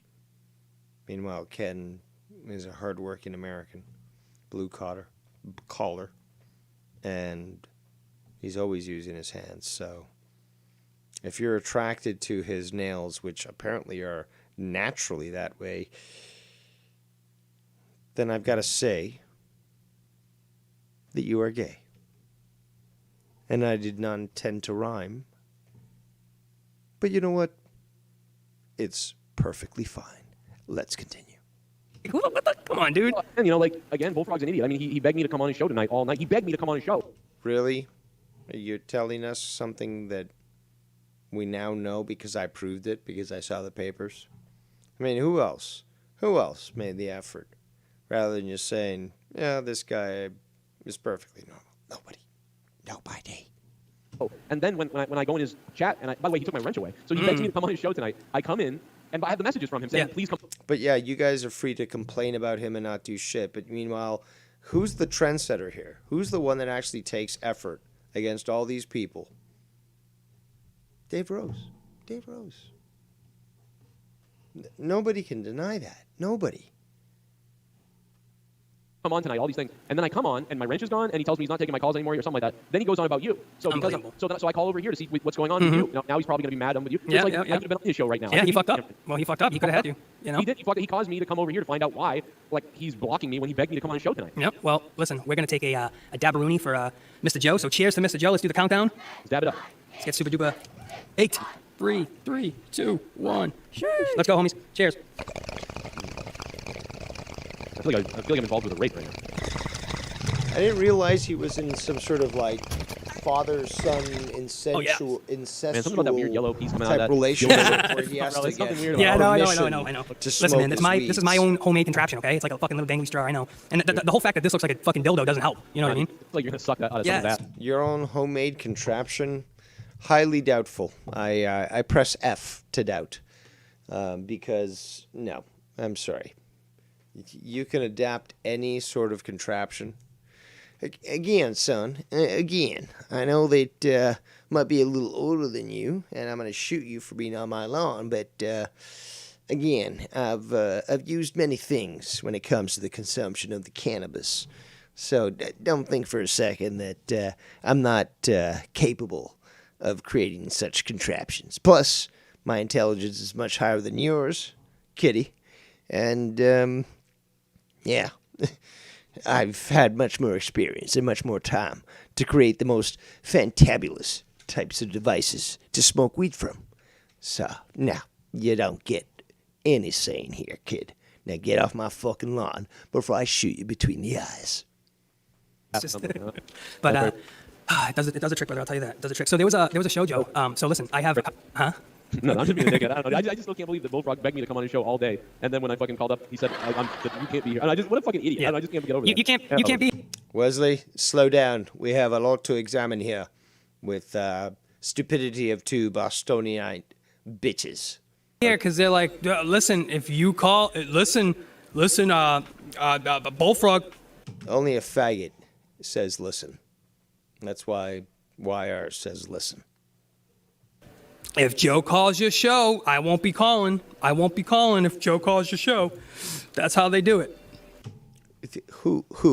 Who's they? Would you be specific? I mean, who of your fanciful little party group is telling you that if Joe calls in, they're not going to call it? Like, please, hello, somebody, anybody? That's how they do it. They go, I won't be calling if Joe calls the show. That's how they do it. They who? Joe Jr. They who? Would you like to name names? Oh, so we're on Dabberooney. Because what we might need to do is set up a waterboarding session with, Hair Rose. And he might need to introduce you to a little bit of understanding. That's all it is. That's all it is. Let's continue. Number 3. Dabberooney number 3. I'm so cool. Look at me. I'm smoking the weeds. It's legal now. Let's forget about the fact that, Dave had to smoke weed illegally and acquire it illegally, and had to be relegated to dark corners of the local park and avoid the attention of the bike cops that would come through. No. You have it easy there, Tony. Shut the fuck up. So we have a little dab counter here where we take count of our dabs. So, bro, I did like 15 dabs a couple days ago for the... Are we going to now ask Drew that he count every shot that he takes on his show? Because the amount of alcohol that he drinks would probably outpower the amount of weed that you smoke, regardless of the quality. Because Drew drinks the good shit, and he drinks a lot of the good shit. So, and being a connoisseur of the both, I can understand that, yes, alcohol can take a stronger hold of you. So please, just stop, okay? Just stop, you fucking dirty hippie. By the way, when was the last time you took a bath? You smell disgusting. January 1st. And I have this donation. It's a $10 donation. When it comes in, it's an automatic dab. Like how, people do it with shots or whatever it is. Yeah. I have an automatic dab. You people. You people? You know what I do? I'll drink and smoke whenever the fuck I want. Simple as that. I need permission? What the fuck is this? High school? Oh, yeah, like, if you pay me or if you, shout me out, I'll fucking take a shot. How about I just fucking drink at my leisure? And you can do whatever the fuck you want. You're gonna give me permission? Me, of all people? Your emperor? Permission to drink? No, I'm sorry. That's not how it works. Let's continue. What people? You people? What do you mean by that? Like everybody, have you guys are the drinkers. Drink people like me? Yeah, you're a bunch of squares, dude. You all fucking drink alcohol. But, I make a big issue every time I hit my bong. So I'm the cool guy here, and been that way ever since high school. Coolest kid in the school, by the way. But, you guys with your drinking, ew, that's like gross, like whatever. And, I'm just more morally superior to you because I smoke the cannabis as opposed to drinking the drinks. Even Dave Rose isn't that assholish. At least not on purpose. Necessarily don't smoke, but most of the drinkers do, hey, I'll do a $5 shot or whatever the situation is. I think the situation that you're referring to is Drew. I would have to say that because I don't believe anybody else does that, at least with the frequency that Drew does. Joe's done it in the past, but, for Drew, it is his sort of thing. So, clearly we've narrowed down exactly who you're referring to, despite your Cronin-esque ambiguity. Let's continue. So I do a $10 dab, and... you know what? A bullet only costs about 20 cents, so just saying. I kind of, fucked myself, because it got the With a big black dildo, I'm sure you do. Let's continue. best of me. There was a dude who fucking donated literally like 10 times, and I just kept doing dabs to the point where I passed out, bro. Oh my God. Look, when I want to smoke weed, I'll smoke weed. Okay? I'm not going to wait for somebody to give me permission. I'm no slave. You're not going to give me permission to imbue in the tree of life. Absolutely no way. You want to hang out with me while I smoke weed or drink some beer or fucking have some cigarettes? Okay. Right.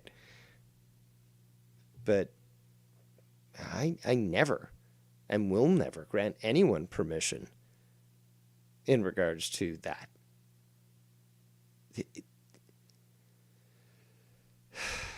Breathe, Dave. Breathe, Dave. Let's continue. On the camera. That's awesome. I literally passed out where I'm trying to end the show, and I'm just like, all right, guys, have a good night. And the music's playing, and you just see my eyes close, and like 5 minutes go by, and I just start leaning, and I just start falling to the fucking left. And I'm like, holy shit, dude. This is embarrassing as fuck. Did you ever have one of those moments? I know you threw up and shit. Well, Joe has put many people through those moments. I've gone through those where I've literally passed out while sitting up on the stream, and there's, hell going on the show, but I was passed out. I didn't hear anything. And sometimes I'd actually come to right before the end of the show. Sometimes the call would end up ending, and I'd wake up saying, what's going on? It's fucking 4 a.m, and the show's ended, the Skype call's ended, like nobody's here. What went down? And gotta address this now. We got a donation, actually. Let's get to this here. Did not expect that, but look at, ooh. We're gonna have to give you a special image for you, good sir. So let me find a new one while we do this, because I do like to one up Tony when it comes to doing my donations. After all, how could anyone ever donate to Dave Rose? So actually, you know what? I think you'll like this one. I think this is reflective of the individual that donated, who I very much appreciate. And we have the one, the only, the great YR, donating to me with the following message, saying, so Joe does not call out Tony for taking donations away from him, but everyone else, it's a big issue? I'm glad you fucking said that. That we talked about it earlier, but you're highlighting it definitely as it needs to be. Because that's a fucking great point. I'm going to say that again. So Joe does not call out Tony for taking donations away from him. But everyone else, it's a big issue. So that's that. And we see that Tony's gone hardcore when it comes to the donations. He's made all these different images. He's, done all these different donations and so forth. He's apparently made one of me, which sort of technically falls under the classification of harassment and cyberbullying, according to Streamlabs policies. I have yet to report you, but I can understand if anyone else will report you, because technically it does fall under those lines. And we know that somebody like Tony, the scumbag that he is, would most definitely do that to other people, as most definitively Greasy Illegal would do so as well. And Shid and Tab and many of those that hang in that little stagnant swamp that is that section. But it's, very good point, because Joe's not calling shit out. And it's always been that way. I've said this for the longest time. If you're on the outs with Joe, if somebody is friends with somebody else, Joe's against them. But if they're on the outs with that person, Joe's with them. So, whether it be, me, Ken, Mars, YR, on and on and on. If you're in that position, he's gonna do so, and it's been proven time and time again. And at least he can qualify for the whole idea of Mr. Consistent. Perhaps maybe he's gonna vie for that role too, because the fact is, and yes, I'm saying my line, the fact is, he's very consistent when it comes to this sort of thing. Joe Cronin's very consistent. Let's continue. Shit, but did you have a moment where you ever passed out? I mean, yeah, that time where it was like 7 a.m. when I threw up. I was like falling asleep. I mean, a couple times being drunk, over the years, but nothing. I mean, then there was the time that I went to sleep. I went to sleep on a couch. Want to monetize this episode, and I remember. There's that. I remember. You mean you remember? Okay, thank you. I remember hearing the donations for like 5 hours. People donated I think there was like $600 and yet you don't seem very grateful for it. Donations while I was sleeping. Oh, so you kept it like a subathon? I think that's kind of awesome, actually, that people would be willing to donate to you while you sleep. There's like the whole black screen thing that I think he called it. Fucking. Yeah, people kept donating while I was asleep, and it went up to $600. And the only reason it ended actually was because Drew called up or something and was like, "Hey, Tommy," and Tommy was sleeping too. He was snoring. You hear this, Drew? Are you still listening? He seems to be addressing you now. On the show, and it ended up messing it up or whatever. But what was it? Just both of you fucking sleeping? I think I was sleeping, and then I think he called, and he was later on. He was like, I shouldn't have done that." Yeah, it's all right. Well, dude, but then there was a time recently where I went where Leah took over the show. Mm-hmm. When I went nuts on weed. Yep. Yeah. You took the edible. Hold on. How do you go nuts on weed? I mean, you can't overdose on cannabis.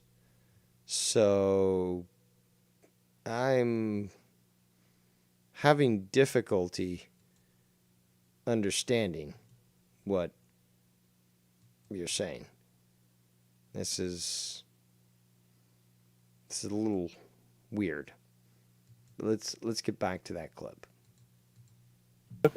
Dude, I had to go to bed. It felt like I kept going into a tunnel and I was being killed and I couldn't breathe, and it felt like somebody was sanding my lungs and in my throat, and it was crazy. Jesus. Yeah, I remember that night. That night. It was bad, but I really don't. First and foremost, as many people have said, and most recently Drew said to me, not to me, but in respect to what we were watching, but you don't eat when you're on a stream, okay? You don't disrespect your viewers by doing this sort of shit, and it's absolutely disgusting. It's disgusting to hear people chew and to swallow. Just those couple times, the time I puked with Bailey and me, Jesse and Leah, I think it was. One of my mods, Lauren, she actually called and she woke me up. I like hear the call and she's like, Tony. She's like, Tony, you awake? I'm like, what? I'm like, she's like, yeah, I'm like, oh, fuck. Like, bro, there's sometimes, like, because I'm on the seat a lot. See, this is how I do it, bro. Like, my show is nothing special, bro. I'm not saying I'm fucking Shut the fuck up right now. Because the fact is, you've said multiple times that your show is the shit. You act like it's the shit. You say it's the shit. You conduct yourself as if you are some sort of stalwart in this community, and that you are apparently so much superior to everyone else who has been here much longer, knows much more than you, and understands how the dynamics work. But no, you must take this term. No, you will not win. Splitting atoms and doing all this shit. Splitting atoms? Hold on. Rewind.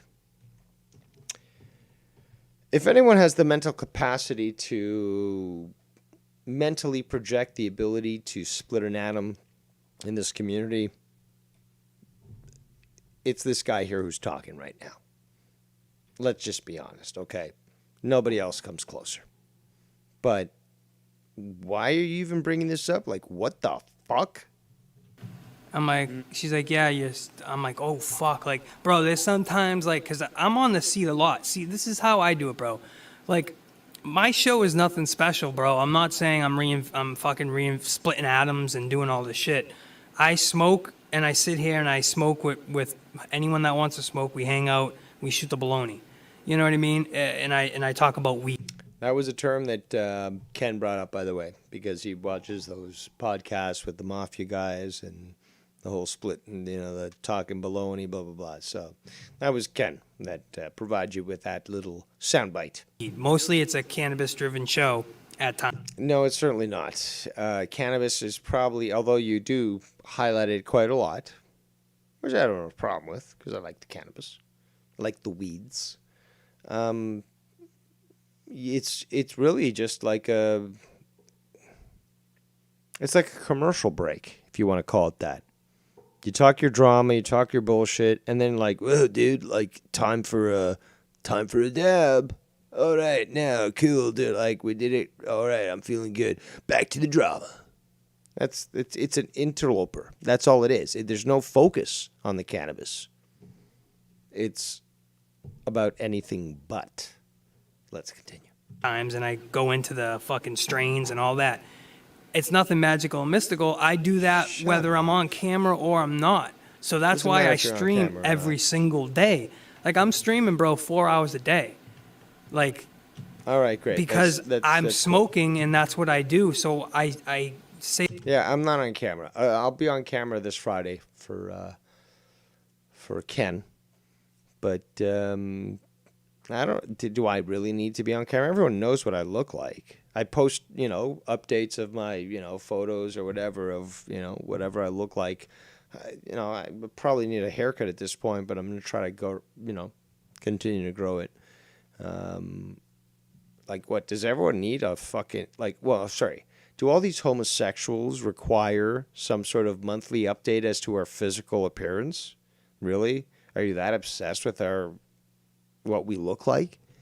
Like, come on, guys. Like, relax, okay? You can just go on the internet, go visit some homo fucking website, and you can get your jacks off, Like, it's just, come on, leave me alone. Like, are you so obsessed with this shit? Because when I have appeared on camera, it's just, like, it's crickets. It's like, what, Did I prove you wrong that in fact I am a handsome individual? Is it only because when I'm not on camera that you're willing to levy this criticism? It's so fucking sad. So fucking sad. Say the thing, like, for you, you're not gonna sit down in your chair down there in your fucking studio unless there's a video that needs to be done, or mic work or whatever you're doing. You're not just gonna go down there. Do you ever sit down there and just sit down there for no reason? I mean, I do, a little bit. Yeah, like browse computer and shit. Because my computer's down here, so even I might be playing games down here too. Oh, okay. Yeah, I forgot you got games. You do gaming. I forgot. I didn't realize they were the best of friends, You do that. Or just whatever. I might just be hanging around, So yeah, I do, but yeah, I get what you're saying though, Yes, like I'm in the seat all the time, and I'm just like, let me just click the fucking live button and go live and talk hash, So it's nothing crazy, and that's what I do. That's really what it's geared towards. And I'm trying to get away slowly, Joe. I am getting away from the community and trying to start my own little stoner kind of vibe thing. He's a warm-hearted person who loved me till the end. People, let me tell you about my best friend. He's a one-boy cuddly toy, my up, my down, my pride and joy. People, let me tell you about him. He's so much fun. Whether we're talking man to man or whether we're talking son to son, 'cause he's my best friend. Yeah, he's my best friend. And like tonight, bro, usually my streams are Monday through Friday at 10 in the morning. That's when I'm usually doing my, I go like 10 to 2 or whatever it is. So this time, how I even have 24 people in the room right now is remarkable, because... It was remarkable. Sorry, how do you say it? Remarkable. There's no R there. You end things with R, but you don't insert the R. So remarkable. You know what was remarkable? Was today you went live, and I think at one point you had, I think it was over 10 viewers, at most 15, but over 10 viewers. And then YR went live, and your views dropped to about 9, and his rose to about 31, I believe. But Tony brings the numbers. Tony brings the numbers. Usually, yeah, like I wouldn't think I would have that at this time. I've been Bullfrog. And that was actually prior to me calling in. Because then, obviously, the views got big, obviously. But I'm not like Tony. He's like, no, it's just, you had two people talking, and a lot of people were paying attention. Yes, Tony, yes. Even though Bullfrog begged me to be on his show, I bet you when he was ending his show, he probably ranted about me, even though he begged me to come on. Oh, so he's already done? Well, I don't know, but I think he is. But I also bet, I bet he ranted. I bet he.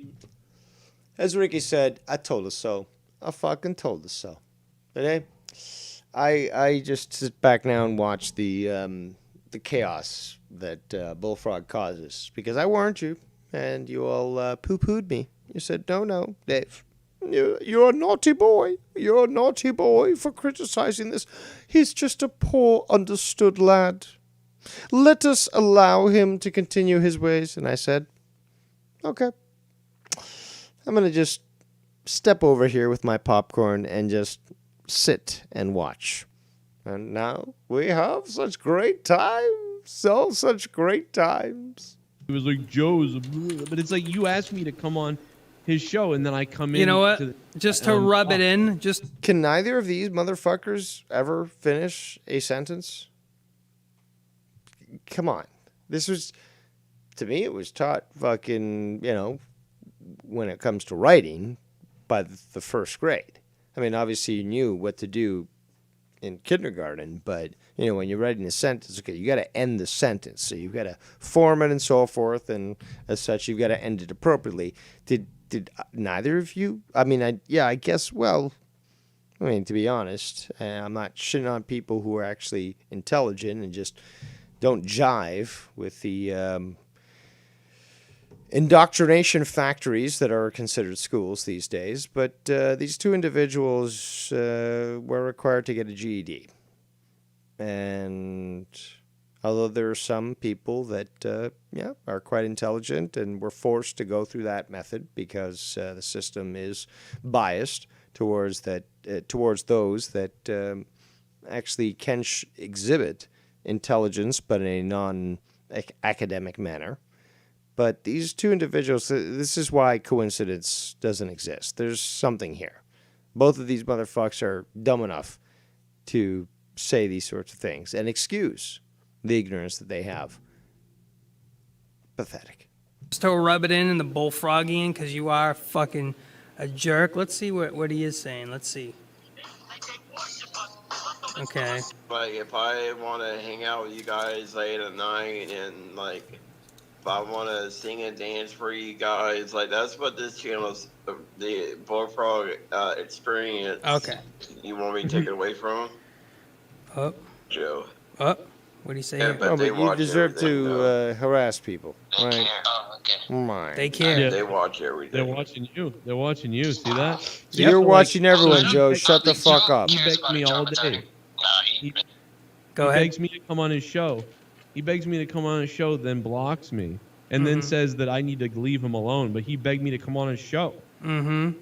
What a psycho. Yeah, They're that's psycho. the shit. That's the shit. It's like, and here's what I say, Joe. At this point, with Bullfrog, I don't care. Like, Bullshit. the way I am. Besides this whole fucking thing of trying to get, because now that I have my own platform, Joe, it's different. Now it's like they don't want Bullfrog on my platform because we have a good.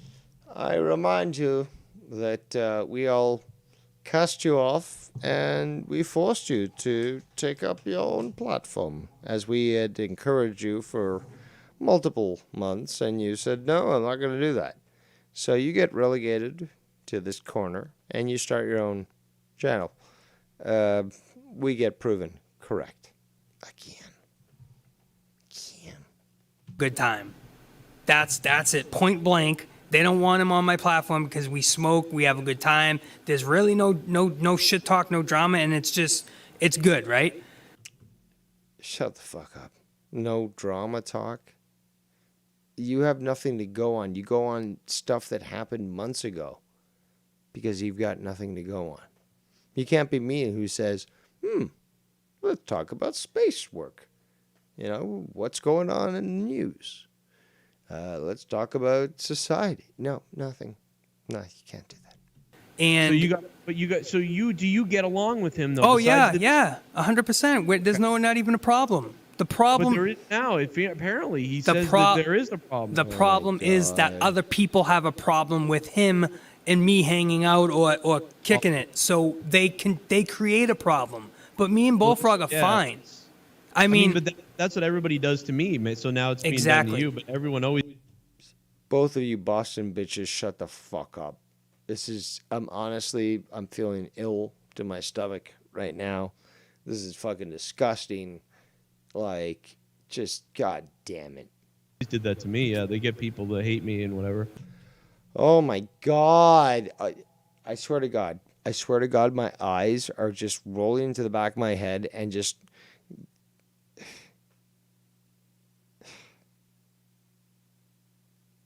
Anything to be a victim, right? Anything to be a victim. I stand behind what I've said and what I've done.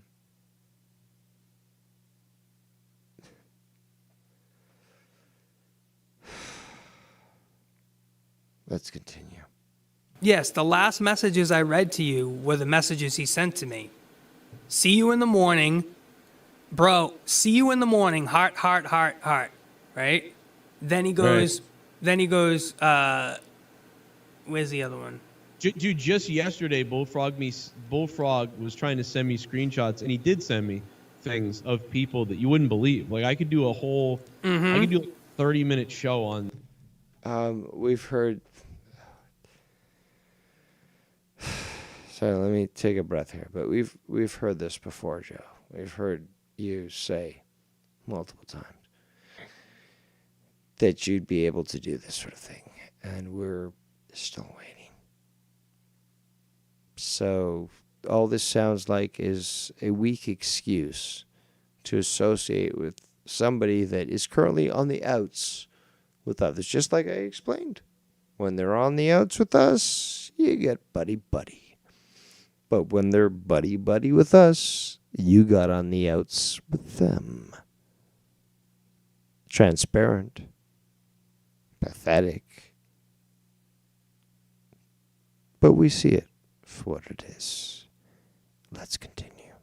The stuff that was sent to me by him on people, but it's like I just ignore the guy because he's so fucking crazy.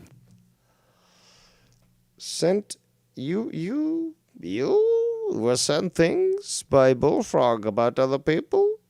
Shall I send the actual verbal reports of those that were sexually harassed by him, both men and women, to you, Joe Cronin? For you to make up an idea and mind as to what the true problem is? Yeah, and he messaged me, so are you really gay? See you in the morning. Are you going to have me as a co-host? Confess your love, blah, blah, blah. Right? So obviously there's no arguments there. And then he says, bro, I'm getting so much heat for being on your stream. So that's all it is, dude. No, dude, like, somebody's actually getting criticized for associating with the piece of shit. Like, whoa, dude. Like, wow, stands. He asked me to hunt down Dave Rose for him. Yeah, and then he's like, and then he blocks you. He asked to hunt him. Like, I've got a message, and I'm like, dude, leave me. I did not hear this. Let's rewind a bit. Well, we already know that he's filed a false police report, so that's strike one. But perhaps this came about prior to that. Regardless, that would be strike two. Let's continue. He asked me to hunt down Dave Rose for him. Yeah, and then he's like, and then he blocks you. He asked to hunt him. Like, I've got a message, and I'm like, dude, leave me alone. I don't care about your problems with other people. Like, I don't care. But now he says I'm the problem. And it's like, but you were just asking me to hunt down somebody a couple weeks ago. And then I had to tell him, dude, I don't hunt people down, nor do I care. Yeah. But, dude, this guy's... but that's the thing, like, if... Well, that goes in conflict with what you said about, the whole, lawyer and all that sort of thing. But interesting, very interesting that we find this information provided by Joe. Your first drama emperor is not pleased at all. Not pleased at all. He does not wish to take up the crown again. He feels that it is right for a youthful individual to do so. But he shall forever defend the kingdoms. But if Bullfrog is saying these sorts of things, even now, there may be some trouble upon the horizon. Let's continue. If that wasn't the situation where they are trying to do so much to have him not on my show, if I was live, Bullfrog would be like, he would be like, hey, Tony Bear, can I come on? I'd be like, yeah, cool, let's hang out. And that's it, right? I'd be like, bro, I don't even care what you said yesterday because you don't really care what you said yesterday. You don't even know what the fuck you said yesterday. So forget it, we're going on. You know what I mean? That's how I do it with him. Like, just like you said, I remember, dude, it's Bullfrog's world and we're all living in it. And you can either not live in it or live in it. And if you're gonna live in his world, you gotta fucking play his little Bullfrogian games. And, sometimes I'm too high for that shit, So he ruined it himself, man. He could have had you on tonight. Could have been chilling with the Joe Cronin. Well, personally, I'm too old for this shit, but here we are. Also, Bullfrogian and Joe Cronin, you're not a scientist. Just please stop. Just stop. Fucking shit. You don't even fucking play Kerbals. You can't fucking talk that way. making magic, but he decided to be an asshole. And then what's gonna happen is in 3 hours, Joe, he's gonna come back and be like, Joe, I'm sorry, Joe. I didn't mean it, Joe. Let's see what he said. So weak, bro. Okay. It's big work by Joe. It's a massive work. See, he's saying it's massive work. He literally blocked me. What am I working? You don't understand. Like, even though I denounced Joe, I know everything there is about Joe Cronin. I'll say one thing. That's funny. No, I didn't even know he knew the word denounce, or at least was able to pronounce it. Play the clip. Come on. Fuck you. Let's go. I know everything there is about that. Yeah. Oh my god, dude, he's a psycho. He like how Joe created Bullfrog. Like, I know everything. All night. He's like, I know how Joe created Bullfrog. I know. There is about Joe Cronin. I know all his dirty little secrets. I know all his dirty little secrets. Oh man, maybe I can buy him something so I can be his friend. Yeah. Maybe we can buy friends. Oh God! Just make sure it's the right thing. You know what I mean? You know what I mean? Right thing. But you know what I'd rather do is just leak out all the stuff he says about people. That's funnier. Yeah, you should. You should. Just to fucking. You mean more funny? I just collect it. I just nod like when he would send me things. I just go, wow, okay, that's interesting. Okay. Yeah. But Meanwhile, you collected them, ready to reveal them. You should see it, man. You should see the shit. That No, I know, because I deal with it, and I didn't deal with it. I was just like, I was just like, Bullfrog, I don't want to hear it. If you want to get high with me, we'll get high, and that's it, man. You know he doesn't smoke weed, dude. You know this.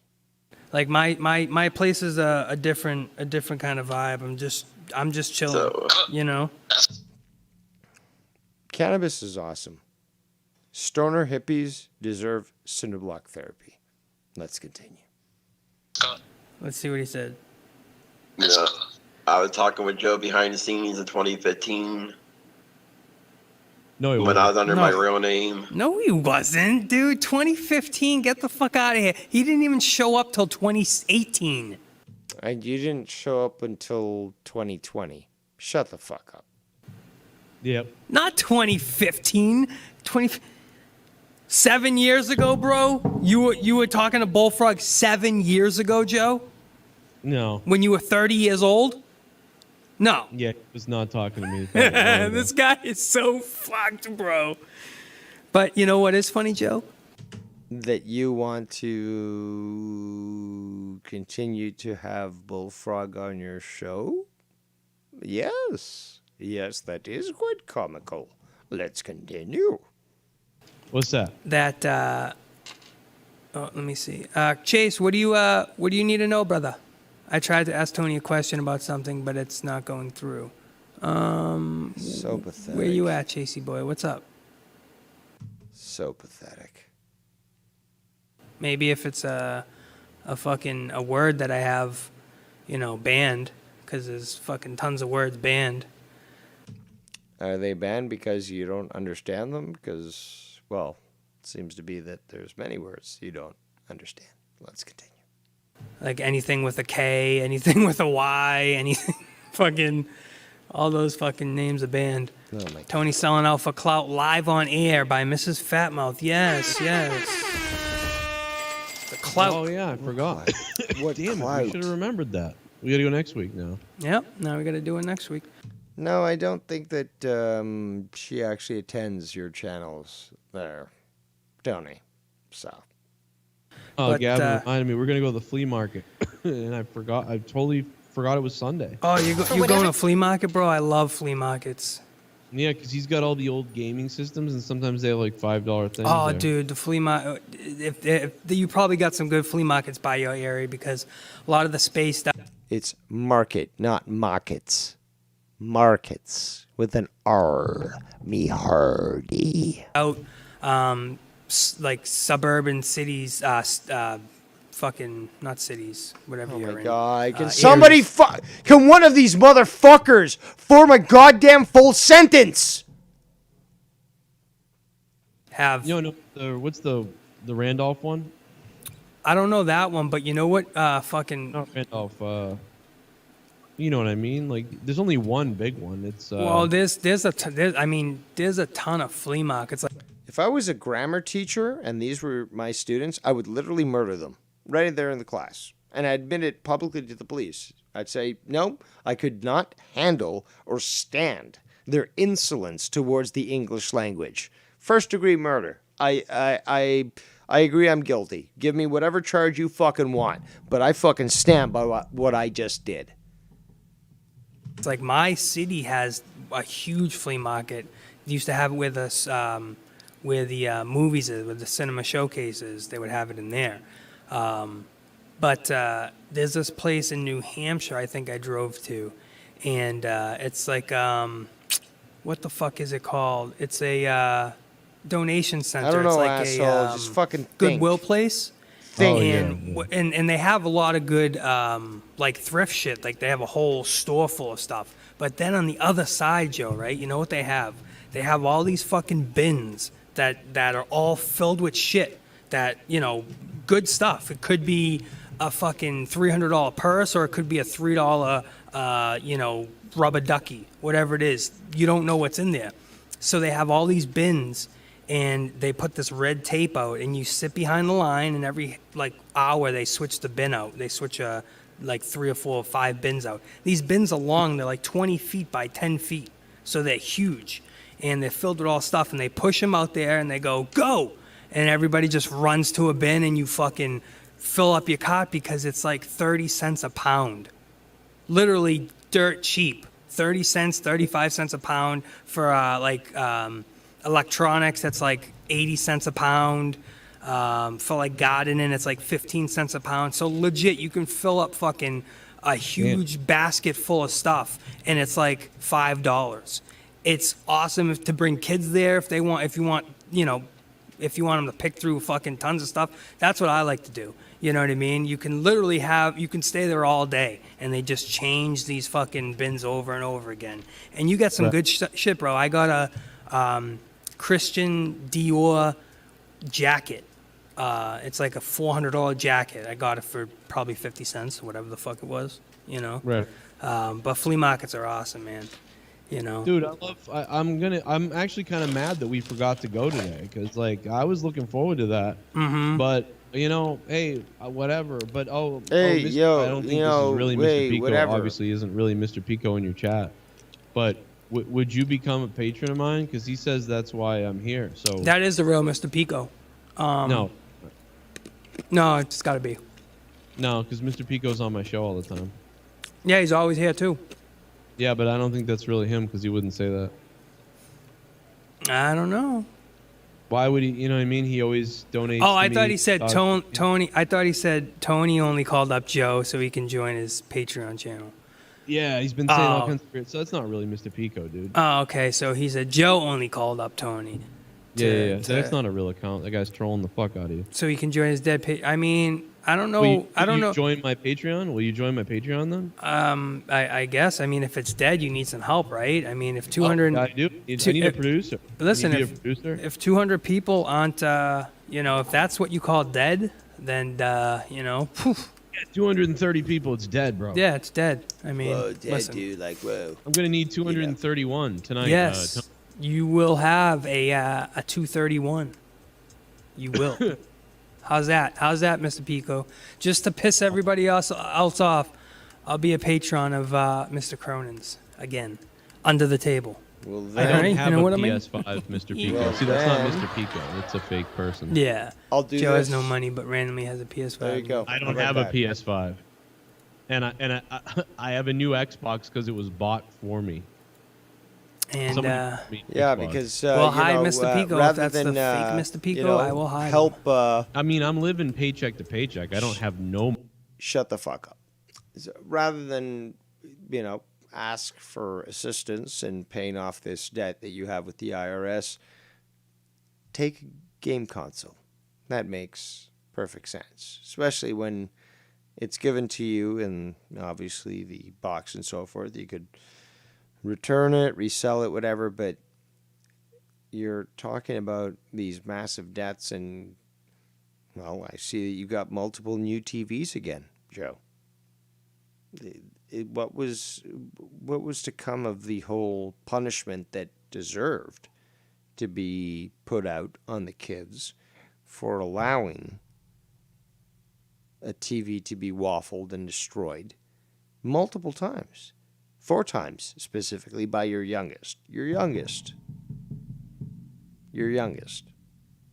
4 TVs. But you keep getting new TVs. Your social media shows that you continue to have very nice TVs. You got a better TV than I do. You got a better TV probably than Tommy does. You got a nice TV, but you keep complaining about the money. And yet somehow you continue to have these luxuries, because that's what it is. You could watch TV easily on a little fucking 14-inch, 20-inch little, LCD TV with a tuner built in, blah, blah, blah. You could easily do that. You don't. You have something break. Well, you whine about it, and you get donations, and there you go. You got a new, TV. And you continue to complain about, all this money that you owe and this and that.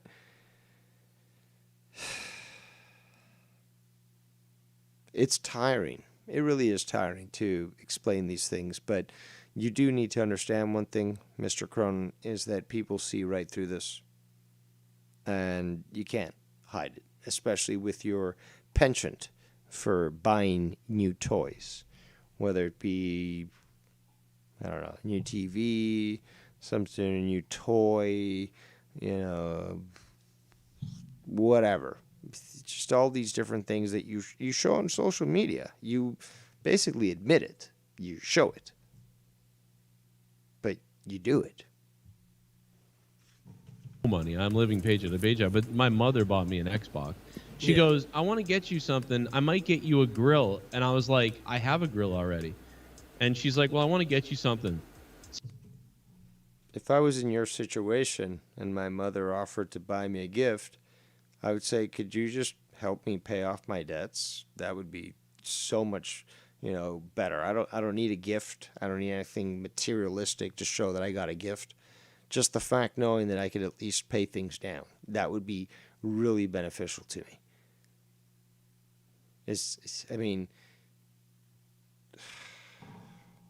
So I said, well, I need a new Xbox. It's $300. It's not a want, it's a need. You need it. It's the only thing that will keep you going. Dude, maybe I'm a little old school, but the last system I bought is my original Xbox. It's modded.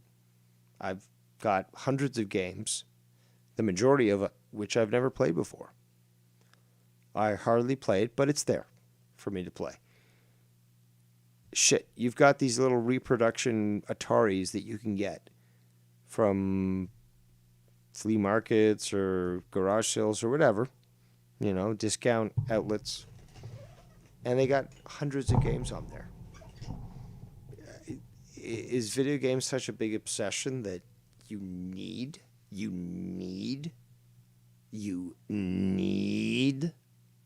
an Xbox console? Because if you don't get it, you'll die?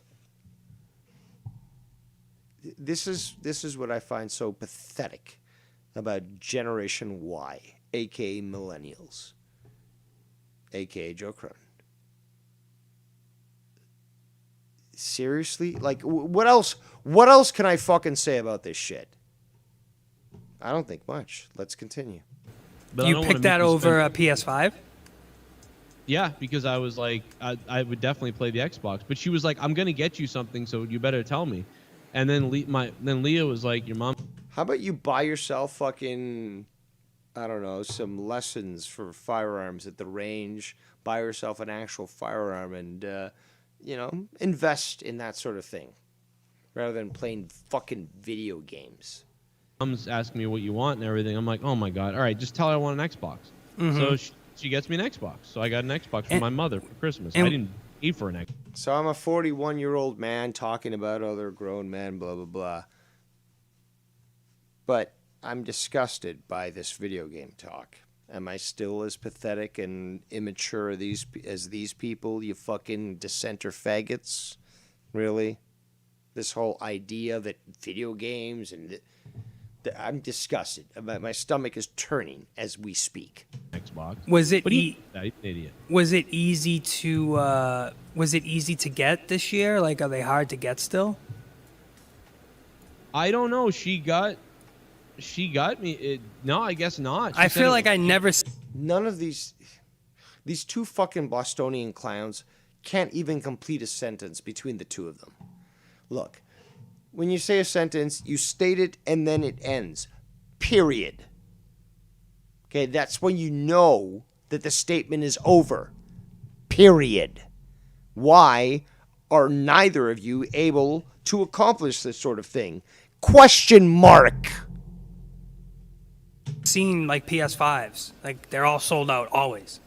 Yeah, the PS5s they're hard to get still. Yeah. I don't have one. And again, my son has one, and once again, my mother bought it for him. So I was like, I would never buy myself a PS5. I can barely live. Yeah, well, listen, everybody's living paycheck to paycheck nowadays, you know, especially with this fucking shit going on now, dude. It's like we're going backwards, or where the fuck are we going, dude? Like, you know, my girls, the lines are getting crazy again at these places, bro, these testing sites, and it's all crazy. And, you know, our area is it gets pretty bad, you know? I'd like to reiterate throughout this whole stream that I would not be here if it wasn't for Bullfrog begging me to be on his show all day. And then when I show up, he says I'm blocked and he's done with me, even though he begged me to come on and be there. Then he shunned me.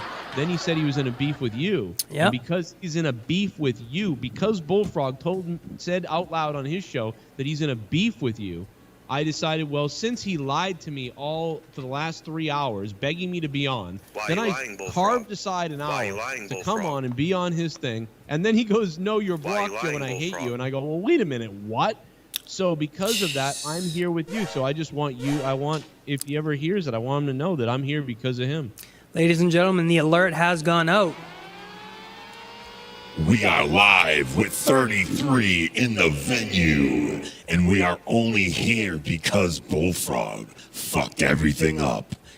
You heard like at 2, 3 in the morning where nobody else was on and there wasn't anything to do. So, yeah, a lot of people went there. But this morning, you went live and Wire went live. And, well, the numbers reflected the fact that you had 9 viewing and he had like 20-some. So, yeah, thanks for coming out.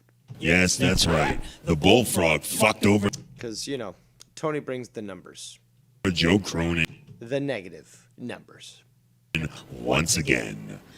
And this may be the last time, ladies and gentlemen, because now Joe Cronin has jumped on to get stony with Tony. Shut up. And I blocked him. He said he blocked me, so I blocked him everywhere, man. I will never go on his. I will never call him. You know, unless he does a 2-hour stream where he begs me to suck his cock or something. He will do that though. Come on, dude. Joe, you know he'll do that. You know he'll do that. That's how he gets back. Come on, Joe.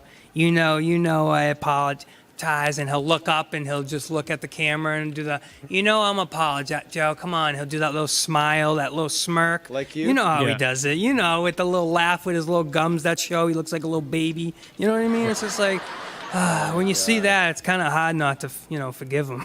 You know what I mean? Like he is a sick person. I think both of you are. I mean, it's just obsession.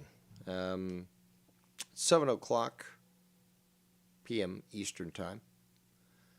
Skype lines remain open. We're going to take a few final calls before we wrap it up because. Well, funny enough, we're only 45 minutes into this 4-hour and 32-minute stream, and it's just draining me. This is it's terrible. Just terrible. So I'm going to try to endure as long as I can to take in a few calls. If possible. And if not, we'll end the show. But listen to the fakeness. Listen to the total disingenuousness of these individuals. Fucking hard. And that's why. Oh, I didn't mean to do that. And that's why I kind of. Your $2.99 glasses from Wish look very nice there, Tony. Let me wait till this crowd dies. Hit the wrong button. And that's why, like with Bullfrog, I just say, okay, Bullfrog, you shit on me yesterday and the day before because of no reason. I know at the end of the day, I didn't do anything to Bullfrog, didn't do anything wrong. I've always helped him, always had his back, always fucking said good things about the guy, always defended him. Even when that video, you know, of him fucking wrecking the box, that was just a instant. The one that Joe muted or cut out when Bullfrog said Ken, that one? Classic, a top 3 of all time video, hands down. You know, I tried to. If you listen back, you'll actually hear YR on the call actually referring to Ken, so that wasn't cut out. Give him the. So there you go, Joe. You got you weren't as good and clever as you thought you were. So that slipped in. So we got YR who got it in for you. Say because, you know, when you start that shit, it starts a whole. It fucked up. Open it up. Thank you. Actually, no. Hold on. We were. Experience. Okay. You want me to take it away from him? Up. Turn around. Yo, we could hurt some people. We could, but I'm too much of a hippie, bro. I'm too much of. You could hurt some people. Right. I don't think so. Da-dun, da-dun, da-dun, da-dun. Ladies and gentlemen, Chinese operative, Travis DLC. Yo, what's up? What's up? Can you hear me? I can hear you perfectly fine. Your connection from Shanghai is coming in quite clear. All right, good, because I'm driving right now in Chinese traffic, and it's just crazy. Yeah, it's terrible there. Yeah. Well, so, what do you got to say? Well, I've only caught back up like just a few minutes ago, and I've always found this a little bit strange about Joe in particular is how he's so open and free when it comes to discussing his financial situation. even as far as like naming the exact amount that he owes to the IRS, like that type of stuff. I've always found that a little strange. I've often kind of bizarre. Wondered. Yeah, it's bizarre. I've often wondered what Leah thinks of that, and if she's like okay with it. I know if I went online and started telling a bunch of people like the ins and outs of my financial situation and who I have debt to and who I don't and who all that, I feel like my wife would be pretty pissed off at me for doing that. Yeah, it's a little revealing, I would think. And Tony, he's in the past, he's the total opposite of Joe, where instead of talking about how much money he doesn't have, he talks about how much money he does have. Yep. Which is equally as strange, I think. I would not go touting that to people. Not the best. So both of these situations always have struck me as odd. I just, it's hard to fathom why Joe does this and why he's so open, other than just the fact that he wants it to seem worse than it is. I mean, I feel bad saying that, like, you know, like, oh, he's just trying to get more donations by talking about how poor he is. I want to think better of him than that, but it's hard to think of another reason, you know? What other motivation would you have to reveal your entire financial situation to people you don't even know, like anybody that shows up on your stream? It is odd because especially the level of detail that he goes into, something doesn't smell right. Yeah, it's I don't know. again, I don't want to think it's just to get donations, but again, it's really hard to think of a different reason other than just he doesn't care. Maybe he doesn't give a fuck. That could be the case, but like I don't know Drew's financial situation. I don't know Ken's financial situation. I don't know yours. I don't know anybody but Joe's. Like, we all know Joe's financial situation. He's the only one who's advertising it, though. You know, like, any one of these people that we've ever interacted with could be heavily in debt to the IRS, and we have no fucking clue. But with Joe, we all know it, and to like a range of amounts, because the amount is always different. But we know like the range, you know. Yep. It's just really odd. Don't understand why. Yeah, it's really. I just heard him talking about being paycheck to paycheck and all that. So, you know. Yeah, that's the weirdest thing. It's like you're living paycheck to paycheck, but you have 4 rooms outfitted with large screen TVs, and you know, again, your youngest, you know, somehow got the idea that it was perfectly fine to destroy 4 different large screen TVs. I mean, remember when he got the projector because his kid, you know, broke the TV the first time? So they were trying to find a way. If you have to go to a projector because your kid doesn't have enough discipline to not break something that is of high value, who's failing there as a parent? Well, I mean, accidents happen, but when it's like a repeated thing, it can kind of be an issue. One time's an instance. Anything more is a reason. So he can't deny that. I mean, I don't even feel comfortable discussing whatever financial situation he's in. But like I said, none of us would even be aware of any of it if he didn't make it public. Like, nobody would talk about it. Nobody would have anything to say. People could speculate all they wanted, but like nobody would actually know. And it's the same thing with like the whole parenting thing. You know, nobody would know anything about it if you didn't make it public. Like nobody would know your kids' names. Nobody would know nothing if you didn't show any of it. Or you kept your door locked and you didn't let your kids come in during a stream, you know? Yeah, like I've known Ken for, God, 5 or 6 years at this point. I still don't even know what his daughter's names are. I have no fucking clue. Don't ask, don't know. He doesn't talk about them. Maybe he said it here and there, but I've missed it. I don't even know their name. You know, like that's like, you just don't bring that private stuff up on a public forum, you know, where anybody can see it. Yeah. But that's all I had. I just thought that stuff was odd. Yeah, definitely relevant. I appreciate it.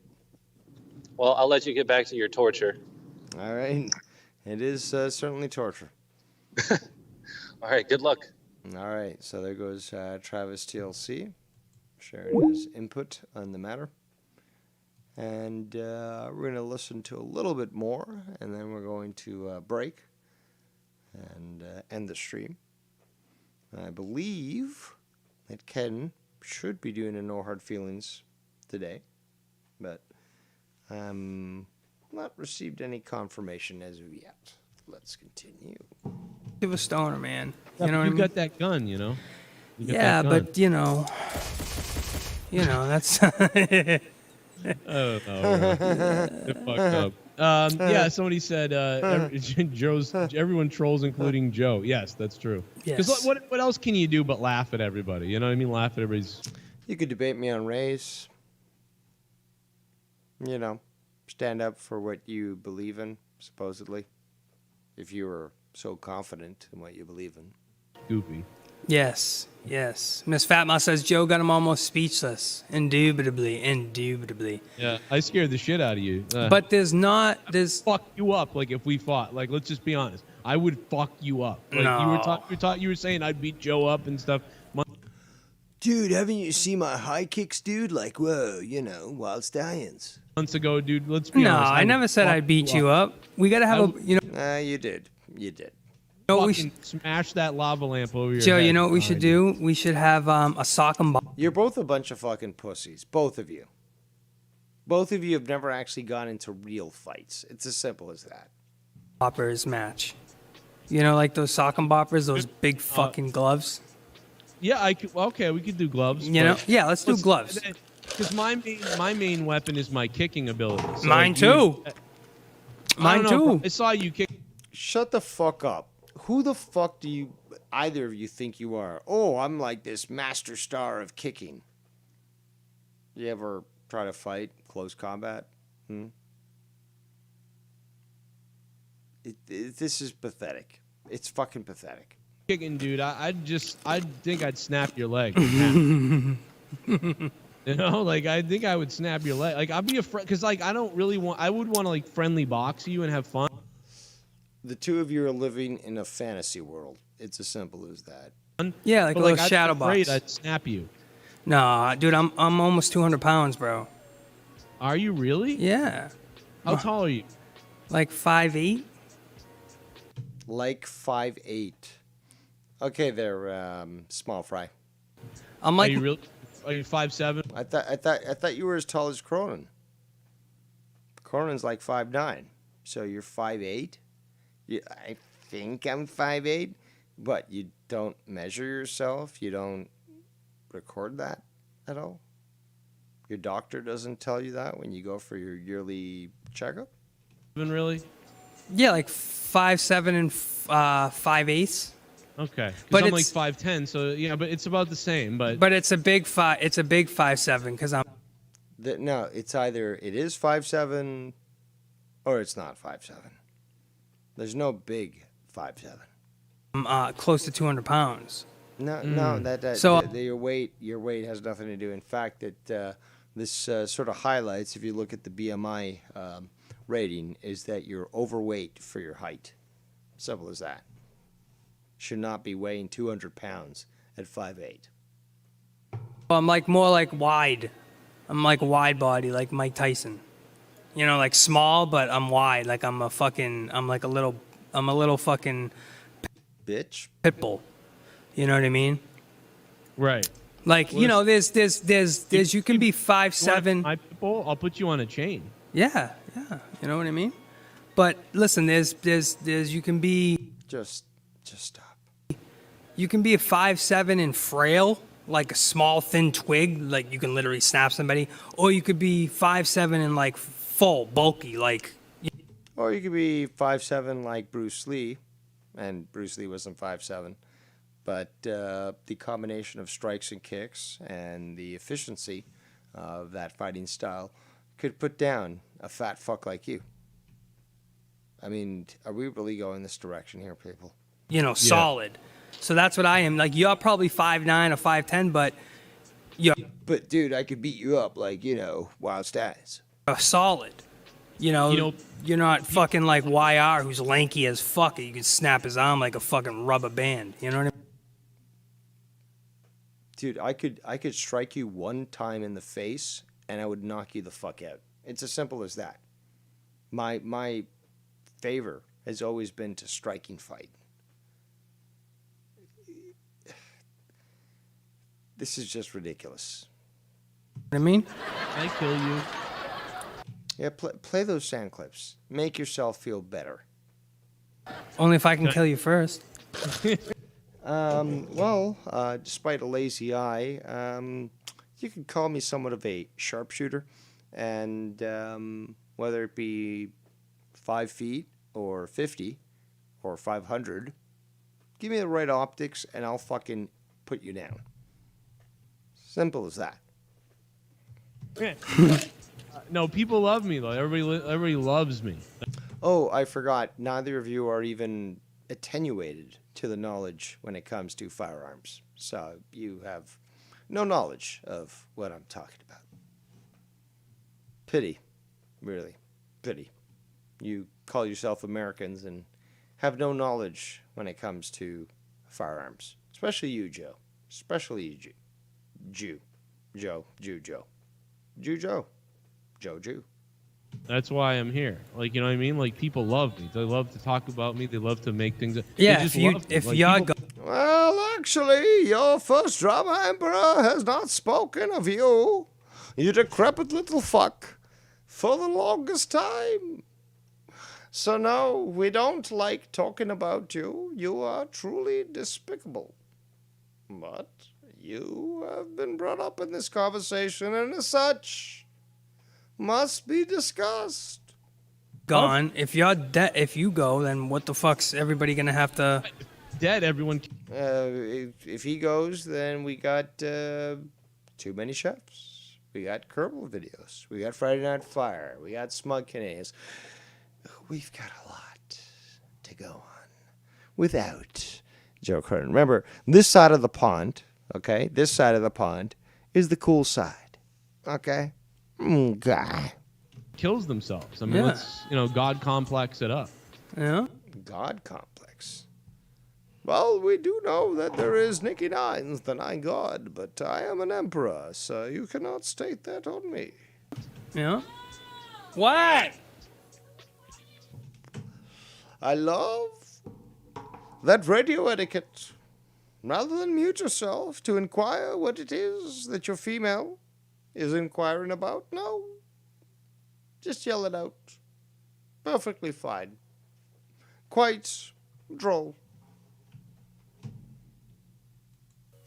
Oh, it's too hot. All right.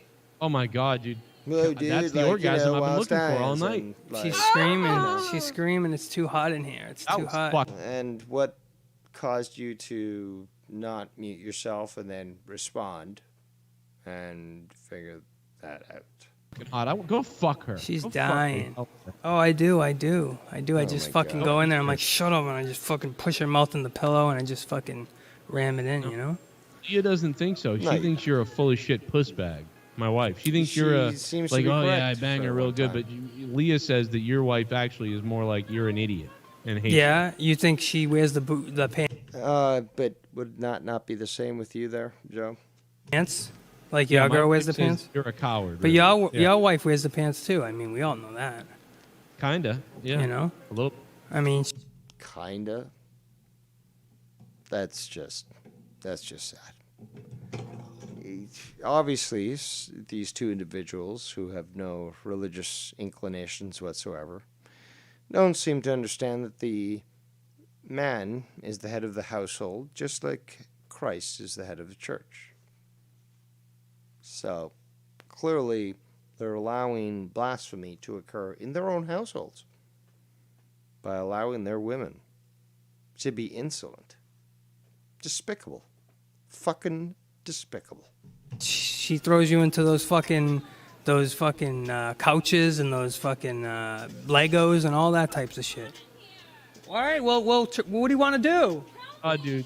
See, she Oh my God. wants to die. It's hot in here. She's saying, "Kill me." She's like you, bro.